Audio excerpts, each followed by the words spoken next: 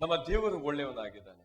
हमारा परमेश्वर भला है ಆತನು ನಮ್ಮ ಜೀವಿತದಲ್ಲಿ ವಿಶೇಷವಾದ ಕಾರ್ಯ ಮಾಡುವಾತನಾಗಿದ್ದಾನೆ. और वो हमारे जीवन में विशेष कार्य करता है.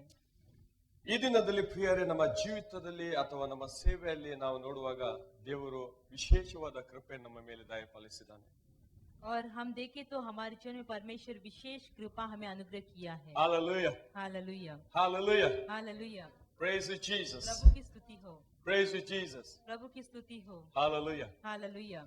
ಎಷ್ಟು ಜನ ಒಂದು ದೇವರ ವಾಕ್ಯಗೋಸ್ಕರ ಪ್ರಾರ್ಥಿಸಿದ್ರಿ ಈ ದಿನದಲ್ಲಿ? और कितने जन ने परमेश्वर के वचन के लिए प्रार्थना किया आज के दिन में? ನಾನು ಈ ದಿನದಲ್ಲಿ ಸಭೆಗೆ ಬರುವಾಗ ನಾನು ಪ್ರಾರ್ಥಿಸಿ ಬಂದಿದ್ದೇನೆ, ದೇವರೇ ನನಗೆ ನಿನ್ನ ವಾಕ್ಯನ ದಯಪಾಲಿಸು. और आज सभा में आने से पहले पासवा ने प्रार्थना किया था कि परमेश्वर मुझे आपका वचन अनुग्रह कर. ಮತ್ತು ಈ ದಿನದ ವಾಕ್ಯದಿಂದ ನಾನು ಆಶೀರ್ವಾದ ಹೊಂದಿದ್ದೇನೆ. और आज के वचन से वो आशीष पाए हैं.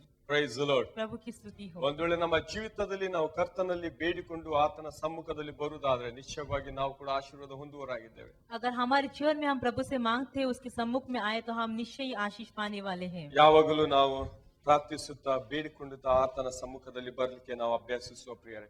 और हमेशा हम प्रार्थना करते हुए मांगते हुए उसके चरणों में आने के लिए हमें अभ्यास करना चाहिए. Praise the Lord. प्रभु की स्तुति हो. ಎಷ್ಟು ಜನ ಆಶೀರ್ವಾದ ಹೊಂದಿದ್ದೀರಿ ಈ ದಿನದಲ್ಲಿ? और कितने जन आशीष पाए हैं आज के दिन में? Praise the Lord. प्रभु की स्तुति हो. ಕರ್ತನನ್ನು ಆತ್ಮದಿಂದ ಸತ್ಯದಿಂದ ಆರಾಧಿಸುವುದು ನಿಜವಾದ ನಮ್ಮ ಭಾಗ್ಯವಾಗಿದೆ. और परमेश्वर को आत्मा और सच्चाई से आराधना करना हमारा भाग्य है. ನಾವು ಈ ದಿನದ ವಾಕ್ಯವನ್ನು ಧ್ಯಾನಿಸುವ ಪ್ರಿಯರೇ. हम आज के वचन को ध्यान करेंगे प्रियो. Hallelujah. प्रभु की स्तुति हो. ಅದರ हालेलुया. ಮೊದಲಾಗಿ ನಾವು ಪ್ರಾರ್ಥಿಸುವ. उससे पहले हम प्रार्थना करेंगे. ನಾವು ನಮ್ಮ ಸಿದ್ಧಪಡಿಸುವ. हम अपने आप को तैयार करेंगे. ಕರ್ತನು ನಮ್ಮ ಹೃದಯದ ಆಸೆಯನ್ನು ಬಯಕೆಯನ್ನು ಈ ದಿನದಲ್ಲಿ ನಮ್ಮ ಜೀವಿತದಲ್ಲಿ ನೆರವೇರಿಸಲಿ. प्रभु हमारे हृदय की आशा को और हमारी इच्छा को आज के दिन में पूरा करे. Hallelujah. हालेलुया. ನಮ್ಮನ್ನು ನಾವು ಸಮರ್ಪಿಸುವ. हम अपने आप को समर्पित करेंगे. ದೇವರ ವಾಕ್ಯದಲ್ಲಿ ನಾವು ನೋಡ್ತೇವೆ, ಪವಿತ್ರಾತ್ಮನು ಹೇಳುವುದನ್ನು ಕಿವಿ ಉಳ್ಳವರು ಆಲಿಸಲಿ ಅಂತ ವಾಕ್ಯ ಹೇಳ್ತಾರೆ. और परमेश्वर के वचन में हम देखते हैं कि वचन कहता है कि पवित्र आत्मा जो बोलता है, जिसे कान है वो सुने. Hallelujah. हालेलुया.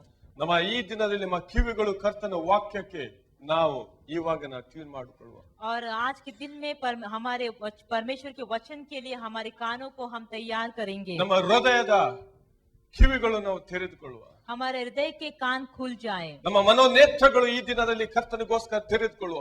और हमारे मन की आंखें आज के दिन में प्रभु के लिए खोलेंगे. ಕರ್ತ ನಮ್ಮನ್ನು ಆಶೀರ್ವದಿಸುವನಾಗಿದ್ದಾನೆ. और प्रभु हमें आशीष देने वाला ತಂದೆ है. ಯೇಸುವಿನ ಶ್ರೇಷ್ಠ ನಾಮದಲ್ಲಿ ನಿನಗೆ ಸ್ತೋತ್ರ. पिता यीशु मसीह के नाम से आपका धन्यवाद. ಈ ದಿನವನ್ನು ನಮ್ಮ ಜೀವಿತರ ಪಟ್ಟಿಯಲ್ಲಿ ಕೂಡಿಸಕ್ಕೆ ಸ್ತೋತ್ರವನ್ನು और ಸಲ್ಲಿಸುವಾಗ आज के दिन में हमारे जीवन में आपने अनुग्रह किया है, इसलिए आपको ನಿನಗೆ धन्यवाद. ಘನವಾಗಲಿ, और आपकी महिमा, ನಿನಗೆ ಸ್ತುತಿಯಾಗಲಿ. आपकी स्तुति हो. ನಿನ್ನ ಕೃಪಾ ಹಸ್ತು ನಮ್ಮ ಮೇಲೆ ದಯಪಾಲಿಸಿ ನಮ್ಮನ್ನು ನಡೆಸಲಿಕ್ಕೆ ಸ್ತೋತ್ರ. आपकी कृपा का हाथ जो हमारे ऊपर रखते हुए हमें अनुग्रह किया, इसलिए आपको धन्यवाद. ಈ ದಿನದಲ್ಲಿ ನಿನ್ನ ಸಮ್ಮುಖದಲ್ಲಿ ಸಭೆಯಾಗಿ ಬಂದು ನಿನ್ನ ಆರಾಧಿಸುವಂತ ಕೃಪೆ ದಯಪಾಲಿಸಲಿಕ್ಕೆ ಸ್ತೋತ್ರ. और आज के दिन में कलीशा इकट्ठे होकर आपके चरणों में आने की कृपा अनुग्रह किया, ನಮ್ಮೆಲ್ಲರ ಆರಾಧನೆಗೆ ಯೋಗ್ಯನು ನೀನೊಬ್ಬನೇ. हमारे सारी आराधना का योग्य परमेश्वर आप ही है. ಪರಲೋಕದಲ್ಲಿ ದೇವದೂತರು, ಕೆರೂಬಿಗಳು, ಸೆರಾಫಿಗಳು ನಿನ್ನ ಮುಂದೆ ಅಡ್ಡ ಬಿದ್ದು ಯಾವಾಗಲೂ ಆರಾಧಿಸುತ್ತಾರಲ್ಲ. और स्वर्ग में हम देखते हैं सेराफिया, उतने करूबिया सब आपकी चरणों के सामने आपकी आराधना करते हैं. ನಿನ್ನ ಮಹಿಮೆ ಅವರನ್ನು ಆವರಿಸಿಕೊಂಡಿತ್ತಲ್ಲ ಕರ್ತ. और आपकी महिमा जो उन्हें घेर लेता है. ಈ ದಿನದಿಂದ ಹಾಲು ನಿನ್ನ ದೇವ ಜನ ನಿನ್ನನ್ನು ಆರಾಧಿಸುತ್ತಿರಲು और आज के दिन में आपके बच्चे आपकी आराधना करते ನಿನ್ನ हैं. ಮಹಿಮೆ ಇವರನ್ನು ಆವರಿಸಿಕೊಳ್ಳಲಿ. और आपकी महिमा जो इनको घेर ले. ನಿನ್ನ ಮಹಿಮೆಯ ಪ್ರಭಾವದಿಂದ ಆ ನಿನ್ನ ದೇವ ಜನರು ನಡೆಯಲಿ. और आपकी महिमा के प्रभाव के साथ आपके परमेश्वर आपके लोग चले. ಬಿಡುಗಡೆ ಆಶೀರ್ವಾದ ಅವರ ಜೀವಿತದಲ್ಲಿ ಸದಾ ಹಿಂಬಾಲಿಸಲಿ. और छुटकारा और आशीष उनके जीवन में उनका पीछा करे. ಈ ದಿನದ ವಾಕ್ಯವನ್ನು ಆಶೀರ್ವದಿಸು. और आज के दिन की वचन को आशीष ಈಗ दे. ನನ್ನನ್ನೇ ನಿನ್ನ ಹಸ್ತಕ್ಕೆ ನಾವು ಒಪ್ಪಿಸಿದ್ದೇನೆ. और उतना ही अपने आप को ही आपके पवित्र हाथों में सौंपते हैं. ಪವಿತ್ರಾತ್ಮನೇ ಸಭೆಗೆ ನೀನು ನುಡಿಯುವುದನ್ನು ಈ ದಿನದಲ್ಲಿ ಎಲ್ಲ ಸಭೆಯ ದೇವಜನರು ಆಲಿಸುವಂತದ್ದಾಗಲಿ. और पवित्र आत्मा कलिशा से जो आप बातें करने वाले आज कलिशा के हर एक लोग सुने. ಜೀವವುಳ್ಳ ವಾಕ್ಯವು ಒಬ್ಬೊಬ್ಬರಲ್ಲಿ ಜೀವ ಕೊಡುವಂತದ್ದಾಗಲಿ. और जो जीवनदायक वचन है एक एक में जीवन दे. ಯೇಸುವಿನ ಶ್ರೇಷ್ಠ यीशु मसीह के नाम से. ಯೇಸುವಿನ ಶ್ರೇಷ್ಠ यीशु ನಾಮದಲ್ಲಿ. मसीह के नाम से. Hallelujah. Hallelujah. Hallelujah. Hallelujah. Praise the Lord.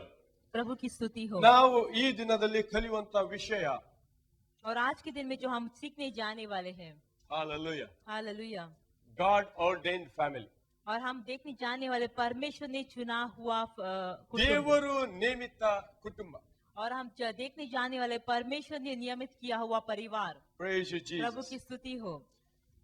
ಈ ಒಂದು ಸಂಗತಿಯನ್ನು ನಾವು ಧ್ಯಾನಿಸುವಾಗ ಸಭೆ ಮತ್ತು ಯೇಸು ಕ್ರಿಸ್ತನು ಮತ್ತು ಕುಟುಂಬದಲ್ಲಿ ಗಂಡ ಮತ್ತು ಹೆಂಡತಿ ಮತ್ತು ಮಕ್ಕಳು ಇವರ ಮಧ್ಯದಲ್ಲಿ ಇರುವಂತ ವಿಶೇಷವಾದ ಸಂಬಂಧ ನಾವು ತಿಳಿದುಕೊಳ್ಳಿಕ್ಕಿದ್ದೇವೆ. और इस वचन के बारे में हम ध्यान करते समय हम यीशु मसीह और क्रिस्तीय व्यक्ति और उतना ही नहीं हम देखते हैं कि परिवार में पति पत्नी और बच्चों के बीच में होने वाले संबंध के बारे में देखते हैं। ನಮ್ಮ ಕ್ರಿಸ್ತನು ಕುಟುಂಬವನ್ನು ಉಂಟು ಮಾಡುವ ಉದ್ದೇಶವನ್ನು ನಾವು ಈ ದಿನದಲ್ಲಿ ತಿಳಿಯಲಿಕ್ಕಿದ್ದೇವೆ. हमारा प्रभु जो परिवार स्थापित करने का उद्देश्य को आज के दिन हम देखते हैं। ನಾವು ನೋಡ್ತೇವೆ ಪರಲೋಕದ ಛಾಯೆ ಈ ಲೋಕದಲ್ಲಿ ಆತನು ಅದನ್ನು ನಮ್ಮ ಜೀವಿತ ಮುಖಾಂತರ ಅದನ್ನು ಪೂರ್ಣಗೊಳಿಸಲಿಕ್ಕೆ ಇಷ್ಟಪಡ್ತಾನೆ. हम देखते हैं कि स्वर्ग की छाया जो है इस दुनिया में वो हमारे जीवन के द्वारा वो प्रकट करना ಈ चाहता है। ದಿನದಲ್ಲಿ ನಾವು ಧ್ಯಾನಿಸುವ ನಮ್ಮನ್ನು ನಾವು ಸಿದ್ಧಪಡಿಸುವ. और आज के दिन में हम ध्यान करेंगे, अपने आप को तैयार करेंगे। ಎಫೆಸ 5:27 ವಚನದಿಂದ और एफेस का 5वां अध्याय का 27 वचन से,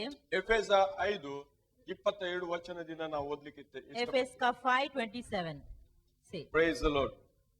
ಸ್ತ್ರೀಯರೇ, ಇಲ್ಲಿ ವಾಕ್ಯ ಪ್ರಾರಂಭವಾಗುತ್ತದೆ ಸ್ತ್ರೀಯರೇ. और यह वचन आरंभ होता है स्त्रियों से। ಹಾಲೆಲೂಯ. ನೀವು ಕರ್ತನಿಗೆ ಹೇಗೋ ಹಾಗೆಯೇ ನಿಮ್ಮ ನಿಮ್ಮ ಗಂಡಂದಿರಿಗೆ ಅಧೀನರಾಗಿರಿ.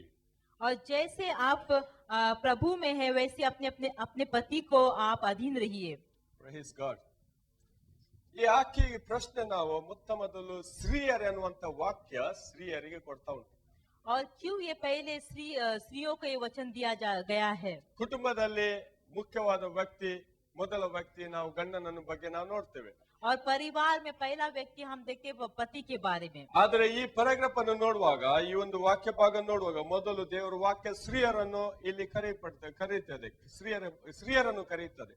और यहाँ पहला वचन हम देखते हैं स्त्रियों के बारे में बताता है। ಎರಡನೇ ವಾಕ್ಯದಲ್ಲಿ ಎರಡನೇ ಆ ಪ್ಯಾರಾಗ್ರಾಫ್ ಬರುವ ಮುಂದಿನ ಪ್ಯಾರಾಗ್ರಾಫ್ ಪುರುಷರಂತೆ ಪ್ರಾರಂಭಿಸುತ್ತದೆ. और दूसरा पैराग्राफ में आते समय पति से आरंभ करता है। Praise God. प्रभु की स्तुति So, हो। ಸ್ತ್ರೀಯರನ್ನು ಪ್ರಾರಂಭಿಸುವ ಸಂದರ್ಭದಲ್ಲಿ ಇದರಲ್ಲಿ ಏನಾದ್ರೂ ವಿಶಿಷ್ಟವಿದೆ ಸ್ತ್ರೀಯತೆ. और ये स्त्रियों से आरंभ करने का अर्थ है, इसमें कोई विशेषता है। Praise the Lord. प्रभु की स्तुति हो। Hallelujah. हालेलुया। ನಿಜವಾಗಿ ಸ್ತ್ರೀಯರಲ್ಲಿ ವಿಶಿಷ್ಟ ಸಂಗತಿಗಳು ಉಂಟು.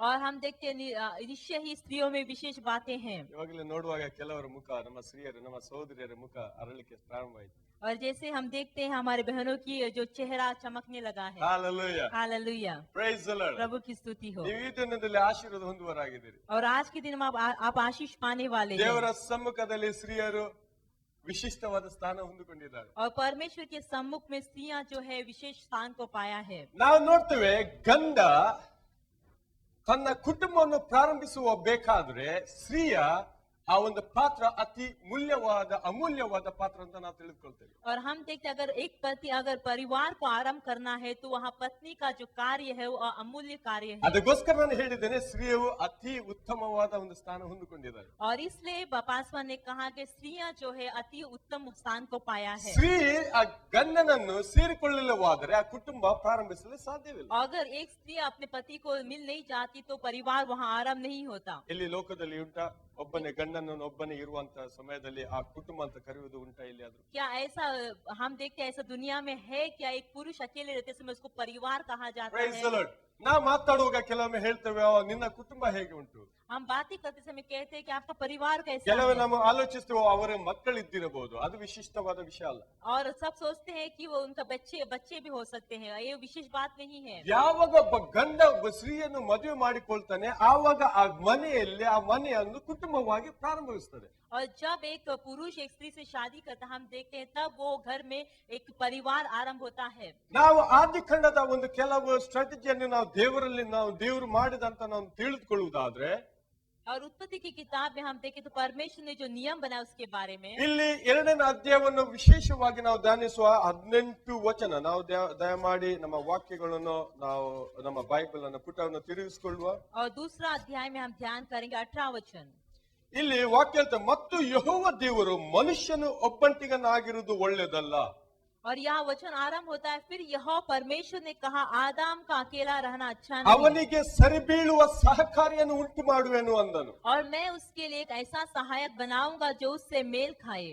Praise the Lord. प्रभु की स्तुति ಇಲ್ಲಿ हो। ನಾವು ನೋಡ್ತೇವೆ, ಒಬ್ಬ ವ್ಯಕ್ತಿ ಆದಾಮನು ಗಂಡನು ಒಬ್ಬಂಟಿನಾಗಿ ಇರುವಾಗ ದೇವರು ಆತನನ್ನು ನೋಡುವಾಗ ಆತನು ಅವನಿಗೆ ಸರಿ ಬೀಳಲಿಲ್ಲ. और यहाँ हम देखते हैं जब आदम अकेला था तब परमेश्वर ने उसे देखा तो परमेश्वर को सही नहीं लगा। Praise the Lord. प्रभु की स्तुति ಸೊ हो। ಆದಾಮನನ್ನು ಉಂಟು ಮಾಡಿದವನು ಯಾರು? ದೇವರು. तो आदम को किसने बनाया? परमेश्वर ने।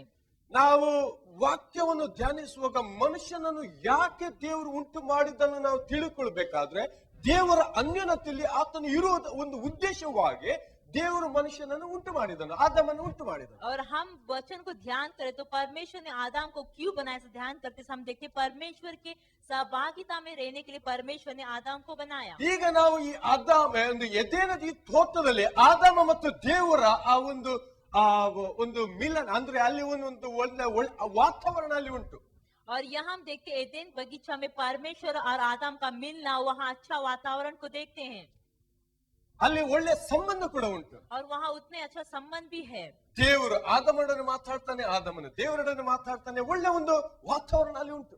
और परमेश्वर आदम से और आदम परमेश्वर से बातें कर ಆದಾಮನಿಗೆ ಆ ಒಂದು वातावरण है। ಆದಾಮನಿಗೆ ಆ ಒಂದು ತೋಟದಲ್ಲಿ ಯಾವುದೇ ಕೊರತೆ ಇಲ್ಲ. और आदम को उस बगीचा में कोई कमी नहीं थी। ಆದರೆ ದೇವರು ಆದಾಮನಿಗೆ ನೋಡ್ತಾ ಇದ್ದಾನೆ, ಆದಾಮನು ಒಬ್ಬಂಟಿಗನಾಗಿರುವುದು ಅದು ಸರಿಯಲ್ಲ. लेकिन हम देखते परमेश्वर आदम को देखता है कि वो अकेला रहना सही नहीं है। ಈ ಒಂದು ಸಂದರ್ಭದಲ್ಲಿ ದೇವರು ಯೋಚಿಸ್ತಾನೆ, ಆತನಿಗೆ ಇಲ್ಲಿ ವಾಕ್ಯ ಹೇಗೆ ಹೇಳ್ತದೆ, और इस संदर्भ में परमेश्वर सोचता है, वचन ऐसा इस तरह कहता है, ಅವನಿಗೆ ಸರಿ ಬೀಳುವ ಸಹಕಾರಿಯನ್ನು ಉಂಟು ಮಾಡುವೆನು. और वचन कहता है कि मैं उसके लिए एक ऐसा सहायक बनाऊंगा जो उससे मेल खाए। ಹಾಗಾದ್ರೆ ನಮ್ಮ ಸಹೋದರಿಯೇ, और इसलिए मेरे बहनों, ನೀನು ನಿನ್ನ आप ಗಂಡನಿಗೆ ಸರಿಯಾದ ರೀತಿಯಲ್ಲಿ ದೇವರು ಉಂಟು ಮಾಡಿದ್ದಾನೆ आप अपने पति के लिए सही रीति से परमेश्वर ने उत्पन्न किया है, ಮತ್ತು ಗಂಡನಿಗೆ ಸರಿಯಾಗಿ ಬೀಳುವಂತೆ ತನ್ನ ಪತ್ನಿಯನ್ನು ಉಂಟು ಮಾಡಿದ್ದಾನೆ. और उतने हम देखते हैं पति को सही रहने के ऐसा पत्नी को उत्पन्न किया गया है। ಹಾಲೆಲೂಯಾ. हालेलुया। ಅದಕ್ಕೋಸ್ಕರ ನಾವು ನೋಡ್ತೇವೆ, ಈ ಸ್ತ್ರೀ ಯಾವಾಗ ಆದಾಮನಿಗೆ ಅಥವಾ ಗಂಡನೊಂದಿಗೆ ಸೇರಿಕೊಳ್ತೇವೆ ಆವಾಗ ಅಲ್ಲಿ ಒಂದು ಕುಟುಂಬ ಉಂಟಾಗುತ್ತದೆ, और ಪ್ರಾರಂಭಿಸುತ್ತದೆ. इसलिए हम देखते हैं जब पति पत्नी से मिल जाता है तो वहाँ परिवार होता है। Praise the Lord. प्रभु की स्तुति हो। ನಾವು ಮುಂದಿನ ವಾಕ್ಯವನ್ನು ನಾವು ಮುಂದುವರಿಸುವ. वो हम आगे के वचन में जाएंगे। Praise Jesus. प्रभु की स्तुति हो। ಸೊ ನಾವು ನೋಡ್ತೇವೆ, ನಮ್ಮ ಸಹೋದರರಿಗೆ ತಮ್ಮ ಪತ್ನಿ ಒಂದು ಆಶೀರ್ವಾದವಾಗಿದೆ. और इसलिए हम देखते हैं हमारे भाइयों को उनके पत्नी जो एक आशीष है। ಸೊ ಒಬ್ಬಂಟಿಗರು ಯಾರು ಇರುತ್ತಾದ್ರೆ ನಿರಾಸೆ ಆಗಬೇಡಿರಿ. ನಿಮ್ಮ ಕ್ಲಪ್ತ ಸಮಯದಲ್ಲಿ ನಿಮಗೆ ಕೂಡ ದೇವರು ಸಹಕಾರಿಯನ್ನು ಕೊಡ್ಲಿಕ್ಕೆ ಸಕ್ತನಾಗಿದ್ದಾನೆ. और इसलिए अगर आप अकेले हैं तो आप निराश मत हो जाइए। आपके समय, परमेश्वर के समय के अनुसार परमेश्वर आपको भी आपका लाइफ पार्टनर अनुग्रह करेगा। ಕೆಲವೊಮ್ಮೆ ನಾವು ಅವಸರ ಮಾಡುತ್ತೇವೆ, और अनेक बार हम बहुत ही जल्दी करते हैं, ಅಲ್ಲಿ ಕೆಲವೇ ರಸ್ತೆ ಸೈಡಲ್ಲಿ ನಾವು ನೋಡ್ತೇವೆ ಅವಸರವೇ ಅಪಘಾತಕ್ಕೆ ಕಾರಣ. और कई बार हम देखते हैं, सूचना देखते हैं कि जल्दी जल्दी गड़बड़ी करना वो हम देखते हैं अपघात को कारण होता है। ಆದ ಕಾರಣ ನಮ್ಮ ಸಹೋದರ ಅಥವಾ ಸಹೋದರಿಗೆ, ಮದುವೆ ಮಾಡಿಕೊಳ್ಳದವ ಸಹೋದರ ಅಥವಾ ಸಹೋದರಿಗೆ ನಾ ಹೇಳುವಂತ ವಿಷಯ, और इसलिए हमारे कुंवारा भाई और कुंवारी भाइयों को, बहनों को बोलने वाला बात है, ಅವಸರ ಮಾಡಬೇಡಿ. आप जल्दी मत कीजिए। ಹಾಲೆಲೂಯಾ. हालेलुया। ನಿಮಗೆ ಸರಿ ಬೀಳುವ ಜೀವನ ಸಂಗತಿ ದೇವರು ಇವಾಗಲೇ ಉಂಟು ಮಾಡಿದ್ದಾನೆ.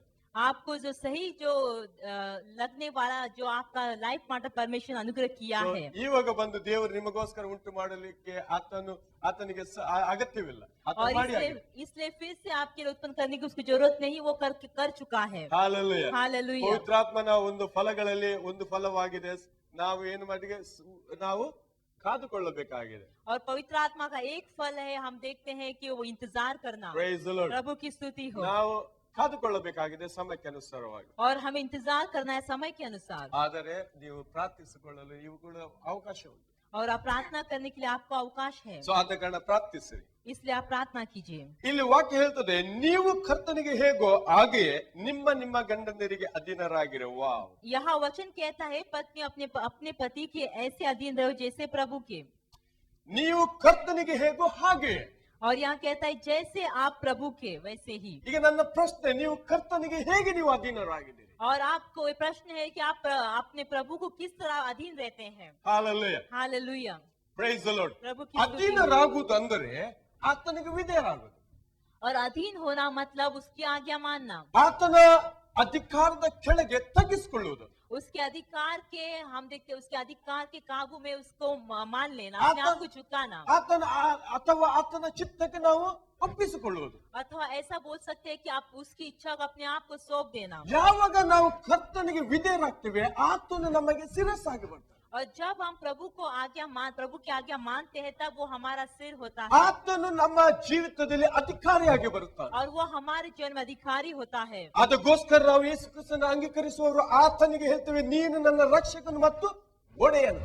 और इसलिए जो यीशु मसीह को स्वीकार करते हैं, वो कहते हैं कि आप मेरा मालिक और मेरा उद्धार करता है। ನಾವು ಸಾರನ ಒಂದು ಸಾಕ್ಷಿಯನ್ನು ಕೇಳಬೇಕಾದ್ರೆ ಅಬ್ರಹಾಮನಿಗೆ ತನ್ನ ಗಂಡನಿಗೆ ಹೇಗೆ ಕರೀತಾನೆ, ನನ್ನ ಒಡೆಯನೇ. और अगर हम सारा के बारे में गवाही सुने तो हम देखते वो अपने पति को किस तरह बुलाती थी, मेरे मालिक करके ನನ್ನ बुलाती थी। ಯಜಮಾನನೆಂದು ಆತನನ್ನು ಕರೆದು ಗೌರವಿಸುವುದನ್ನು ನಾವು ನೋಡ್ತೇವೆ. हम देखते वो कहती थी कि मेरे मालिक करके बुला के वो गौरव देती थी। ನಾವು ಕರ್ತನನ್ನು ಅಧೀನರಾಗುವಾಗ ಆತನ ಚಿತ್ತವನ್ನು ನಾವು ತಿಳಿದುಕೊಂಡು ಆ ಚಿತ್ತದ ಅನುಸಾರವಾಗಿ ನಡೀಲಿಕ್ಕೆ ನಾವು ಪ್ರಾರಂಭಿಸುತ್ತೇವೆ. और जब हम प्रभु के अधीन हो जाते हैं, उसकी इच्छा को जानते हैं, उसकी इच्छा के अनुसार चलने की कोशिश करते हैं। ಯಾವಾಗ ಯೇಸು ಕ್ರಿಸ್ತನು ನಮ್ಮ ಜೀವಿತದಲ್ಲಿ ಯಜಮಾನನಾಗಿ ಬರ್ತಾನೆ, ಆವಾಗ ನಾವು ಆತನಿಗೆ ನಾವು ಮೆಚ್ಚುಗೆ ಆಗುವ ರೀತಿಯಲ್ಲಿ ಆತನಿಗೆ ನಾವು ಒಪ್ಪಿಸಿಕೊಳ್ತೇವೆ ಮತ್ತು ನಾವು ನಮ್ಮನ್ನು ಸಿದ್ಧಪಡಿಸ್ತೇವೆ. और जब यीशु मसीह हमारे जो है मालिक होकर आता है, तो उसको उसकी आज्ञा मानते हुए अपने आप को उसे सौंप देते हैं। ಇಲ್ಲಿ ನಾವು ನೋಡ್ತೇವೆ ಒಂದು ವಿಶಿಷ್ಟವಾದ ಸಂಗತಿ, ನೀವು ಕ್ರಿಸ್ತನಿಗೆ ಹೇಗೆ ಅಧೀನರಾಗಿದ್ದೀರೋ ಹಾಗೆ ನಿಮ್ಮ ನಿಮ್ಮ ಗಂಡಂದಿರಿಗೆ. और यहाँ विशेष बात को देखते हैं, जिस तरह प्रभु के अधीन है वैसे वैसे अपने पति को। ಸೊ ಆದ ಕಾರಣ ಸ್ತ್ರೀಯರಿಗೆ ನಾವು ಹೇಳುವಂತ ವಿಷಯ, ನೀನು ಕ್ರಿಸ್ತನಿಗೆ ವಿಧೇಯನಾದ ರೀತಿಯಲ್ಲಿ ನಿನ್ನ ಗಂಡನಿಗೆ ವಿಧೇಯರಾಗಿ ಇರಬೇಕು, ಅದು ದೇವರ ಚಿತ್ತವಾಗಿದೆ. और इसलिए आप बहने को कहने वाली ये बात है कि जैसे आप प्रभु के अधीन है वैसे अपने पति के अधीन रहना परमेश्वर की इच्छा है। ಇನ್ನೊಂದು ವಿಷಯ ಇಲ್ಲಿ ವಾಕ್ಯದಲ್ಲಿ ಬರೆಯಲ್ಪಟ್ಟಿದೆ, ನಿಮ್ಮ ನಿಮ್ಮ ಗಂಡಂದಿರಿಗೆ ಅಂತ ಬರೆಯಲ್ಪಟ್ಟಿದೆ. और एक विषय यहाँ वचन में लिखा, अपने अपने पति को। ನನ್ನನ್ನು ಕ್ಷಮಿಸಿ, ವಾಕ್ಯ ಹೇಳ್ತಾ ಉಂಟು, ನಿಮ್ಮ ನಿಮ್ಮ ಗಂಡಂದಿರ ಬಿಟ್ಟು ಬೇರೆಯವರಿಗೆ ವಿಧೇಯರಾಗುವುದು ಅಗತ್ಯವಿಲ್ಲ. और हमें क्षमा करे, वचन कहता है अपने अपने पति को छोड़कर दूसरों को आज्ञा माना जरूरी नहीं है। ಸೊ ಬೇರೆ ಗಂಡಂದಿರಿಗೆ ನೀವು ಅಧೀನರಾಗುವುದು ಅಗತ್ಯವಿಲ್ಲ. और इसलिए दूसरे के पति को अधीन होने का आपको जरूरत नहीं है। ಒಂದ್ ವೇಳೆ ಬೇರೆಯವರ ಗಂಡಂದಿರಿಗೆ ನೀವು ಅಧೀನರಾಗುವುದಾದ್ರೆ ದೇವರ ಮುಂದೆ ಇದೊಂದು ಪಾಪ. और अगर दूसरे के पति को आप अधीन होते हैं तो परमेश्वर के सामने दूसरा पाप है। Praise the Lord. प्रभु की स्तुति So, ಇಲ್ಲಿ हो। ವಾಕ್ಯ ಹೇಳ್ತದೆ ನಿಮ್ಮ ಗಂಡಂದಿರಿಗೆ. और यह वचन कहता है अपने अपने पति को। ಸೊ ನಾವು ಹೇಳುವ ನಮ್ಮ ಗಂಡಂದಿರಿಗೆ, और हम कहेंगे अपने अपने पति को। ಬೇರೆಯವರಿಗೆಲ್ಲ. ನಮ್ಮ ಸಹೋದರರೇ ಸುಮ್ಮನೆ ಆಗಿರಿ, ಇಲ್ಲಿ ಸಹೋದರರು ಹೇಳ್ತಾ ಇದ್ದಾರೆ. और बहनें बोलेंगे, भाई चुपचाप बैठेंगे। Praise the Lord. प्रभु की स्तुति हो। ನೀವು ನಿಮ್ಮ ಸಹೋದರಿಗೆ ಹೆಲ್ಪ್ ಮಾಡ್ತಿದ್ದೀರಬಹುದು. आप अपने बहने को हेल्प करेंगे शायद। Praise the Lord. प्रभु की स्तुति हो। ಒಳ್ಳೆ ವಿಷಯ. अच्छी बातें हैं। Hallelujah. Hallelujah. Praise the Lord. ಇಲ್ಲಿ ವಾಕ್ಯವನ್ನು ನಾವು ನೋಡ್ತಾ ಇದ್ವಿ, ನಿಮ್ಮ ನಿಮ್ಮ ಗಂಡಂದಿರಿಗೆ ಅಧೀನರಾಗಿರಿ. यह वचन हम देखते हैं कि अपने अपने पति के अधीन रहो। ಈಗ ಇಲ್ಲಿ ಪೌಲ ಒಂದು ಎಕ್ಸಾಂಪಲ್ ಆಗಿ ನಮಗೆ ಕೊಡ್ತಾ ಇದ್ದಾನೆ, ಅದು ಸಭೆಯ ಬಗ್ಗೆ. और यहाँ पौलुस एक उदाहरण देता है कलीशा के बारे में। Hallelujah. हालेलुया। ಕ್ರಿಸ್ತನು ಸಭೆಗೆ ತಲೆ ಆಗಿರುವ ಪ್ರಕಾರವೇ ಗಂಡನು ಹೆಂಡತಿಗೆ ತಲೆ ಆಗಿದ್ದಾರೆ. यहाँ वचन कहता है कि जिस तरह पति पत्नी का सिर है, वैसे ही मसीहा कलीसिया का सिर, जैसे कि मसीहा कलीसिया का सिर है। Hallelujah. हालेलुया। ಕ್ರಿಸ್ತನು ಸಭೆಗೆ ತಲೆಯಾಗಿರುವ ಪ್ರಕಾರವೇ ಗಂಡನು ಹೆಂಡತಿಗೆ ತಲೆಯಾಗಿದ್ದಾನೆ. पति पत्नी का सिर है, जैसे कि मसीहा कलीसिया का सिर है। ಈಗ ನಾವು ನೋಡ್ತೇವೆ ತಲೆಯಾಗಿರುವ ಪ್ರಕಾರ ಅಂತ ಬರೆಯಲ್ಪಟ್ಟಿದೆ. और यहाँ हम देखते हैं जिस तरह मसीहा कलीसिया का सिर है, ऐसा लिखा है। ನೀವು ಸ್ವಲ್ಪ ಖಚಿತಪಡಿಸಿರಿ, ನಿಮ್ಮ ತಲೆಯ ಪೊಸಿಷನ್ ಎಲ್ಲಿ ಉಂಟು. आप अपने ध्यान कीजिए कि आपका सिर का पोजीशन कहाँ है। ನಿಮ್ಮ ತಲೆ ಎಲ್ಲಿ ಉಂಟು? आपका सिर कहाँ है? ನಾನು ಪ್ರಶ್ನೆ ಕೇಳ್ತಾ ಇದ್ದೇನೆ, ನಿಮ್ಮ प्रश्न पूछ रहे हैं कि आपका सिर कहाँ है। ತಲೆ ಇಲ್ವಾ ನಿಮ್ಗೆ? ಎತ್ತರದ ಪ್ರದೇಶದಲ್ಲಿದೆ. हम देखते हैं कि सिर जो ऊंचाई पे ಹಾಗೆ है। ಹೇಳಿದ್ರಲ್ಲ ಬ್ರದರ್? ಹೌದು, ಅವರು ಹೇಳಿದ್ರು ಎತ್ತರದ ಪ್ರದೇಶದಲ್ಲಿ ಉಂಟು.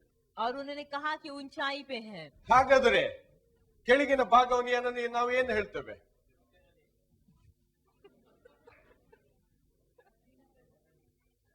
ಅವರು ಭಾರತ ದೇಶವನ್ನು ಮುಂದಿಟ್ಟು ಮಾತಾಡ್ತಾ ಇದ್ದಾರೆ. ನಾವು ಜಮ್ಮು ಕಾಶ್ಮೀರ ಕೇಳಿಲ್ಲ ಬ್ರದರ್.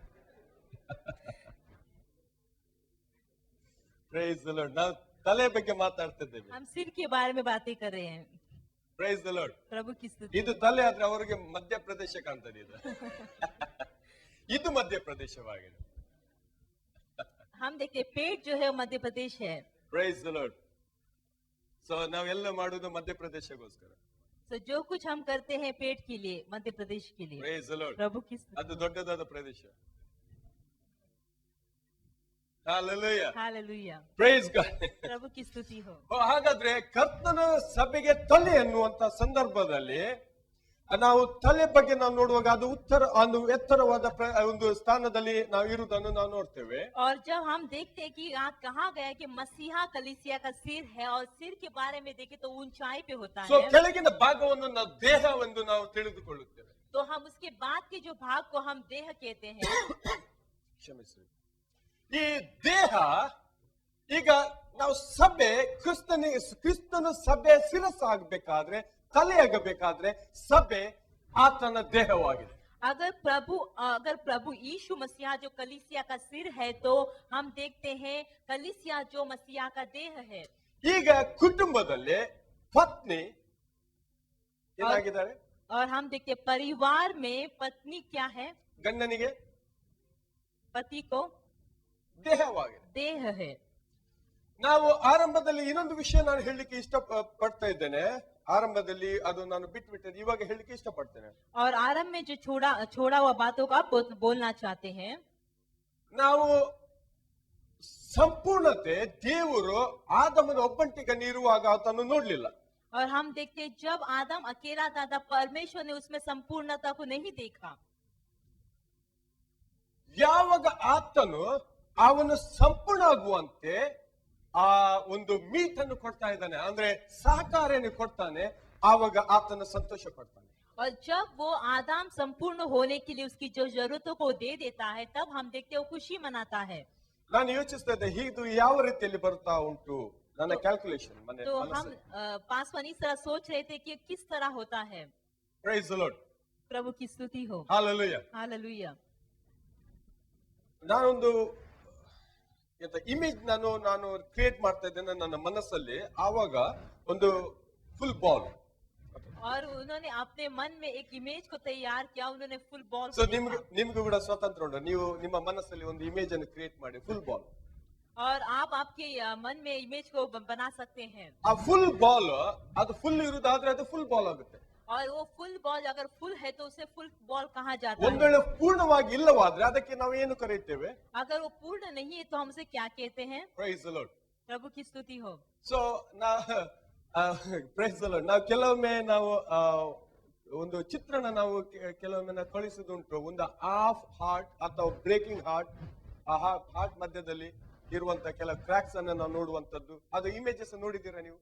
क्या कई चित्रों को हम देखते हैं उसमें हम देखते हैं आधा दिल होता है या दिल के बीच में उसमें आधा भाग हो जाता है, उसे क्रैक हो जाता है. ಕೆಲವರು ಮದುವೆ ಒಂದು ಗ್ರೀಟಿಂಗ್ಸ್ ಅನ್ನು ಕಳಿಸುವಾಗ ಪೂರ್ಣ ಹೃದಯದ ಒಂದು ಹಾರ್ಟ್ ಇರುವಂತದ್ದು ಗ್ರೀಟಿಂಗ್ಸ್ ಅನ್ನು ಸಿಲೆಕ್ಟ್ ಮಾಡುವುದು ವಿಶೇಷವಾಗಿ ನಾನು ನೋಡಿದ್ದೇನೆ. और कई बार शादी का अगर ग्रीटिंग का बेचते हैं तो वहाँ देखते हैं पूरा दिल का एक चित्र वहाँ रहता है. ಅಥವಾ ಕೆಲವೊಮ್ಮೆ ಹೇಳ್ತೇವೆ ಯು ಬ್ರೋಕ್ ಮೈ ಹಾರ್ಟ್ ಅನ್ನು ನೋಡುವಾಗ ಎರಡು ಆ ಹಾರ್ಟ್ ಅನ್ನು ಎರಡು ವಿಭಾಗ ಮಾಡಿ ಇರುವುದನ್ನು ನಾವು ನೋಡ್ತೇವೆ. और कई बार कहते हैं कि तूने मेरे दिल को तोड़ा है, कहते समय वो दिल को जो है दो भाग के.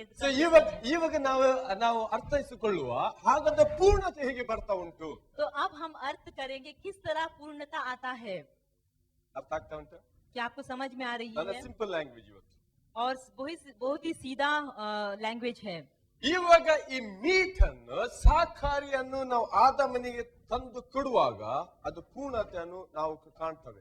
और हम देखते हैं जब ये जो जरूरत तो जब आदम के पास लेकर आता है तो हम देखते हैं वहाँ पूर्णता दिखाई देता है. ನಾವು ಹಿಬ್ರಿಯು ವರ್ಡ್ ಅನ್ನು ನಾವು ಅದು ಸ್ವಲ್ಪ ನಾನು ಧ್ಯಾನಿಸಿದ್ದೇನೆ, ಮತ್ತು ಇವಾಗ ನಾನು ಹೇಳುವುದಿಲ್ಲ. ಬಟ್ ಆ ಒಂದು ವಿಷಯದಲ್ಲಿ ನಾನು ಕಂಡುಕೊಂಡಂತ ವಾಕ್ಯ ಪದ ಆ ಫ್ರಂಟ್ ಪೋರ್ಷನ್.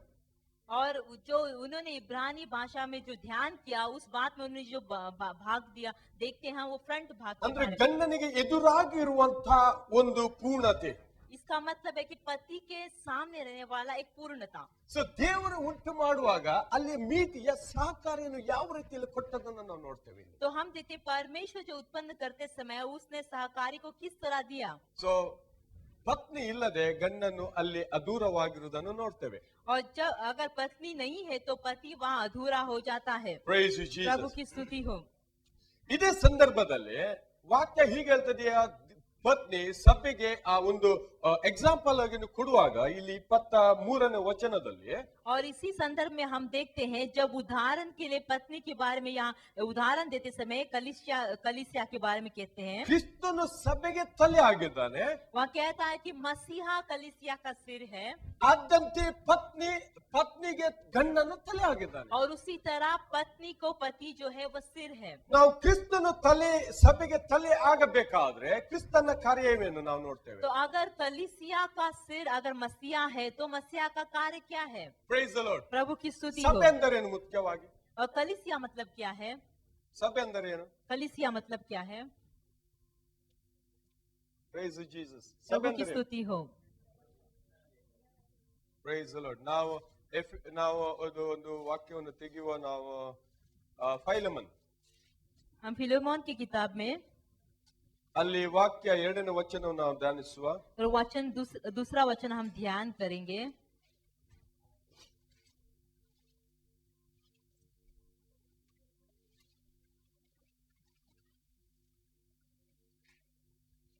ಇಲ್ಲಿ ವಾಕ್ಯ ಹೀಗೆ ಹೇಳ್ತಾ ಉಂಟು, ನಿನ್ನ ಮನೆಯಲ್ಲಿ ಇಲ್ಲಿ ಸಹೋದರರಾದ ಅಪ್ಪಿಯಳಿಗೂ ನಮ್ಮ ಸಹಪಟನಾದ ಅರ್ಕಿಪನಿಗೂ ನಿನ್ನ ಮನೆಯಲ್ಲಿ ಕೂಡುವ ಸಭೆಯವರಿಗೂ ಬರೆಯುವುದೇನೆಂದರೆ, और बहन अपाफिया और हमारे साथी योद्धा अर्काकिपुस और फिलेमोन के घर की कलीसिया के नाम.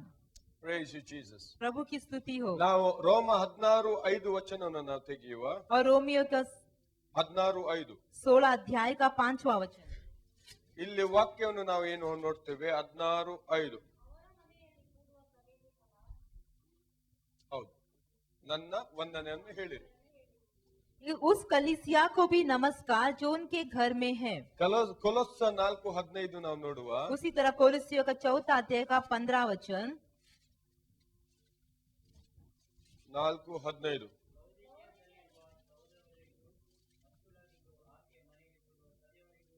ಮನೆಯಲ್ಲಿ ಕೂಡುವ ಸಭೆಯವರಿಗೂ ನಾವು ವಂದನೆಯನ್ನು. लौदीकिया के भाइयों को और नुम्फास और उनके घर की कलीसिया को नमस्कार. यहाँ हम देखते घर की कलीसिया. 1ನೇ ಕೊರಿಂಥ 16:9 ಹೀಗೆ ಓದ್ತಾ ಇದ್ದೇವೆ. और पहला कोरिन्थियों का 16 अध्याय का 9वां वचन.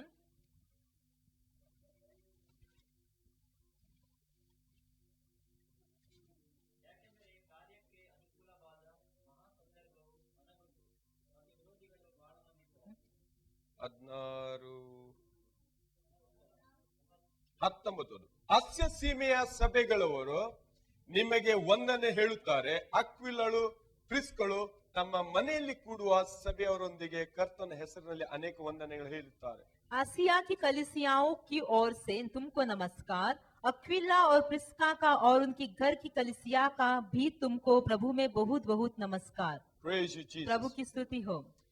ಇಲ್ಲಿ ನಾವು ನೋಡ್ತೇವೆ, ಸಭೆ ಅನ್ನುವಂತ ಸಂದರ್ಭ ಕೆಲವು ಸಲ ನಮ್ಮ ಮನಸ್ಸು, ನಮ್ಮ ದೃಷ್ಟಿ ಎಲ್ಲಿ ಹೋಗ್ತೇವೆ ಅಂದ್ರೆ ಆರಾಧನೆ ಒಂದು ದೊಡ್ಡ ಕಟ್ಟಡವನ್ನು ನಾವು ಧ್ಯಾನಿಸ್ತೇವೆ. और यहाँ हम देखते कलीसिया के बारे में बातें करते समय कई बार हमारा ध्यान, हमारा दृष्टि जो वहाँ जाता है, हम एक इमारत के बारे में ध्यान करते हैं. ಸೊ ಆದ ಕಾರಣ ನಾವು ರಸ್ತೆಯಲ್ಲಿ ಹೋಗುವಾಗ ಅವೆಲ್ಲ ಒಂದು ಚರ್ಚ್ ನೋಡಿದ್ರೆ ದೊಡ್ಡ ಒಂದು ನಮಸ್ಕಾರ ಪ್ರಾರಂಭಿಸ್ತೇವೆ. और इसलिए अगर रास्ते में जाते हैं तो कई चर्च दिखाई देता है तो बड़ा नमस्कार वहाँ आरंभ होता है. ನಾನು ಮೊದಲು ಏನ್ ಮಾಡ್ತಿದ್ದೆ ಅಂದ್ರೆ, ಹಾಗೆ ನಾವು ರಸ್ತೆಯಲ್ಲಿ ಹೋಗುತ್ತಿರುವಾಗ ಎಲ್ಲಾದ್ರೂ ಚರ್ಚ್ ಇರುವುದಾದ್ರೆ ನನ್ನ ಇಲ್ಲಿರುವಂತ ರೋಸರಿ ತೆಗೆದು ಹೀಗೆ ಮಾಡುತ್ತಿದ್ದೆ. और पहले पासवान क्या करते थे, अगर रास्ते में जाते समय अगर कहीं चर्च दिखाई दिया तो उनका रोजरी निकाल कर ऐसे करते थे. ಸೊ ನಾನು ತಪ್ಪು ದಾರಿಯಲ್ಲಿದ್ದೆ, ನನ್ನ ಮನಸ್ಸು ಅದು ರಾಂಗ್ ಡೈರೆಕ್ಷನ್ ಅಲ್ಲಿತ್ತು. और वो गलत रास्ते में थे और उनका मन जो है गलत रास्ते में था. ಇಲ್ಲಿ ನಾವು ನೋಡ್ತೇವೆ, ನಾವು ಕೂಡುವ ಸಭೆ ಎಲ್ಲರ ಇಲ್ಲಿ ನಾವು ನೋಡ್ತೇವೆ, ಎಲ್ಲಿ ದೇವಜನರು ಸೇರಿಕೊಳ್ತಾರೆ ಅದು ಸಭೆ ಆಗಿದೆ. और यहाँ हम देखते हैं जहाँ परमेश्वर के लोग मिल जाते हैं वहाँ कलीसिया है. Praise the Jesus. प्रभु की स्तुति हो। ಆದ ಕಾರಣ ಇದು ಆಲಯ ಅನ್ನುವಂಥದ್ದು ಮನುಷ್ಯನು ಕಟ್ಟಿದ ಒಂದು ಬಿಲ್ಡಿಂಗ್ ಅಲ್ಲ. और इसलिए हम देखते हैं परमेश्वर का कलीसिया मतलब वो बांधा मनुष्य ने बांधा हुआ इमारत नहीं ಯೇಸು है। ಕ್ರಿಸ್ತನು ಹೇಗೆ ಹೇಳ್ತಾನೆ, ಎಲ್ಲಿ ಇಬ್ಬರು ಮತ್ತು ಮೂವರು ನನ್ನ ನಾಮದಲ್ಲಿ ನೆರೆಯುತ್ತಾರೆ ಅಲ್ಲಿ ನಾನು ಇದ್ದೇನೆ. और यीशु मसीह ने कहा, जहाँ 2 या 3 मेरे नाम से इकट्ठा होते हैं उनके बीच में मैं हूँ। ಸೊ ಯೇಸು ನಜರೇತಿನ ನಾಮದಲ್ಲಿ ಎಲ್ಲಿ ಒಂದು ಕೂಡ್ತಾರೆ ಅದು ಸಭೆ ಆಗಿದೆ. और जहाँ यीशु मसीह के नाम से जहाँ इकट्ठे होते हैं वो वहाँ कलीसिया है। Praise you, Jesus. प्रभु की स्तुति ಆ हो। ಸಭೆ ಆ ಬಗ್ಗೆ ನಾವು ಇನ್ನು ಕೂಡ ಸ್ವಲ್ಪ ನಾವು ನೋಡುವ. ಮೊದಲನೇ ತಿಮೋತಿ 3:15 ಬಗ್ಗೆ. और कलीसिया के बारे में और भी हम देखेंगे। पहला तिमुथियुस का तीसरा अध्याय का 13 वचन। ಇದು ಏನಾಗಿದೆ ಅಂತ ನಾವು ಇಲ್ಲಿ ನೋಡುವ. और वो क्या है हम देखेंगे।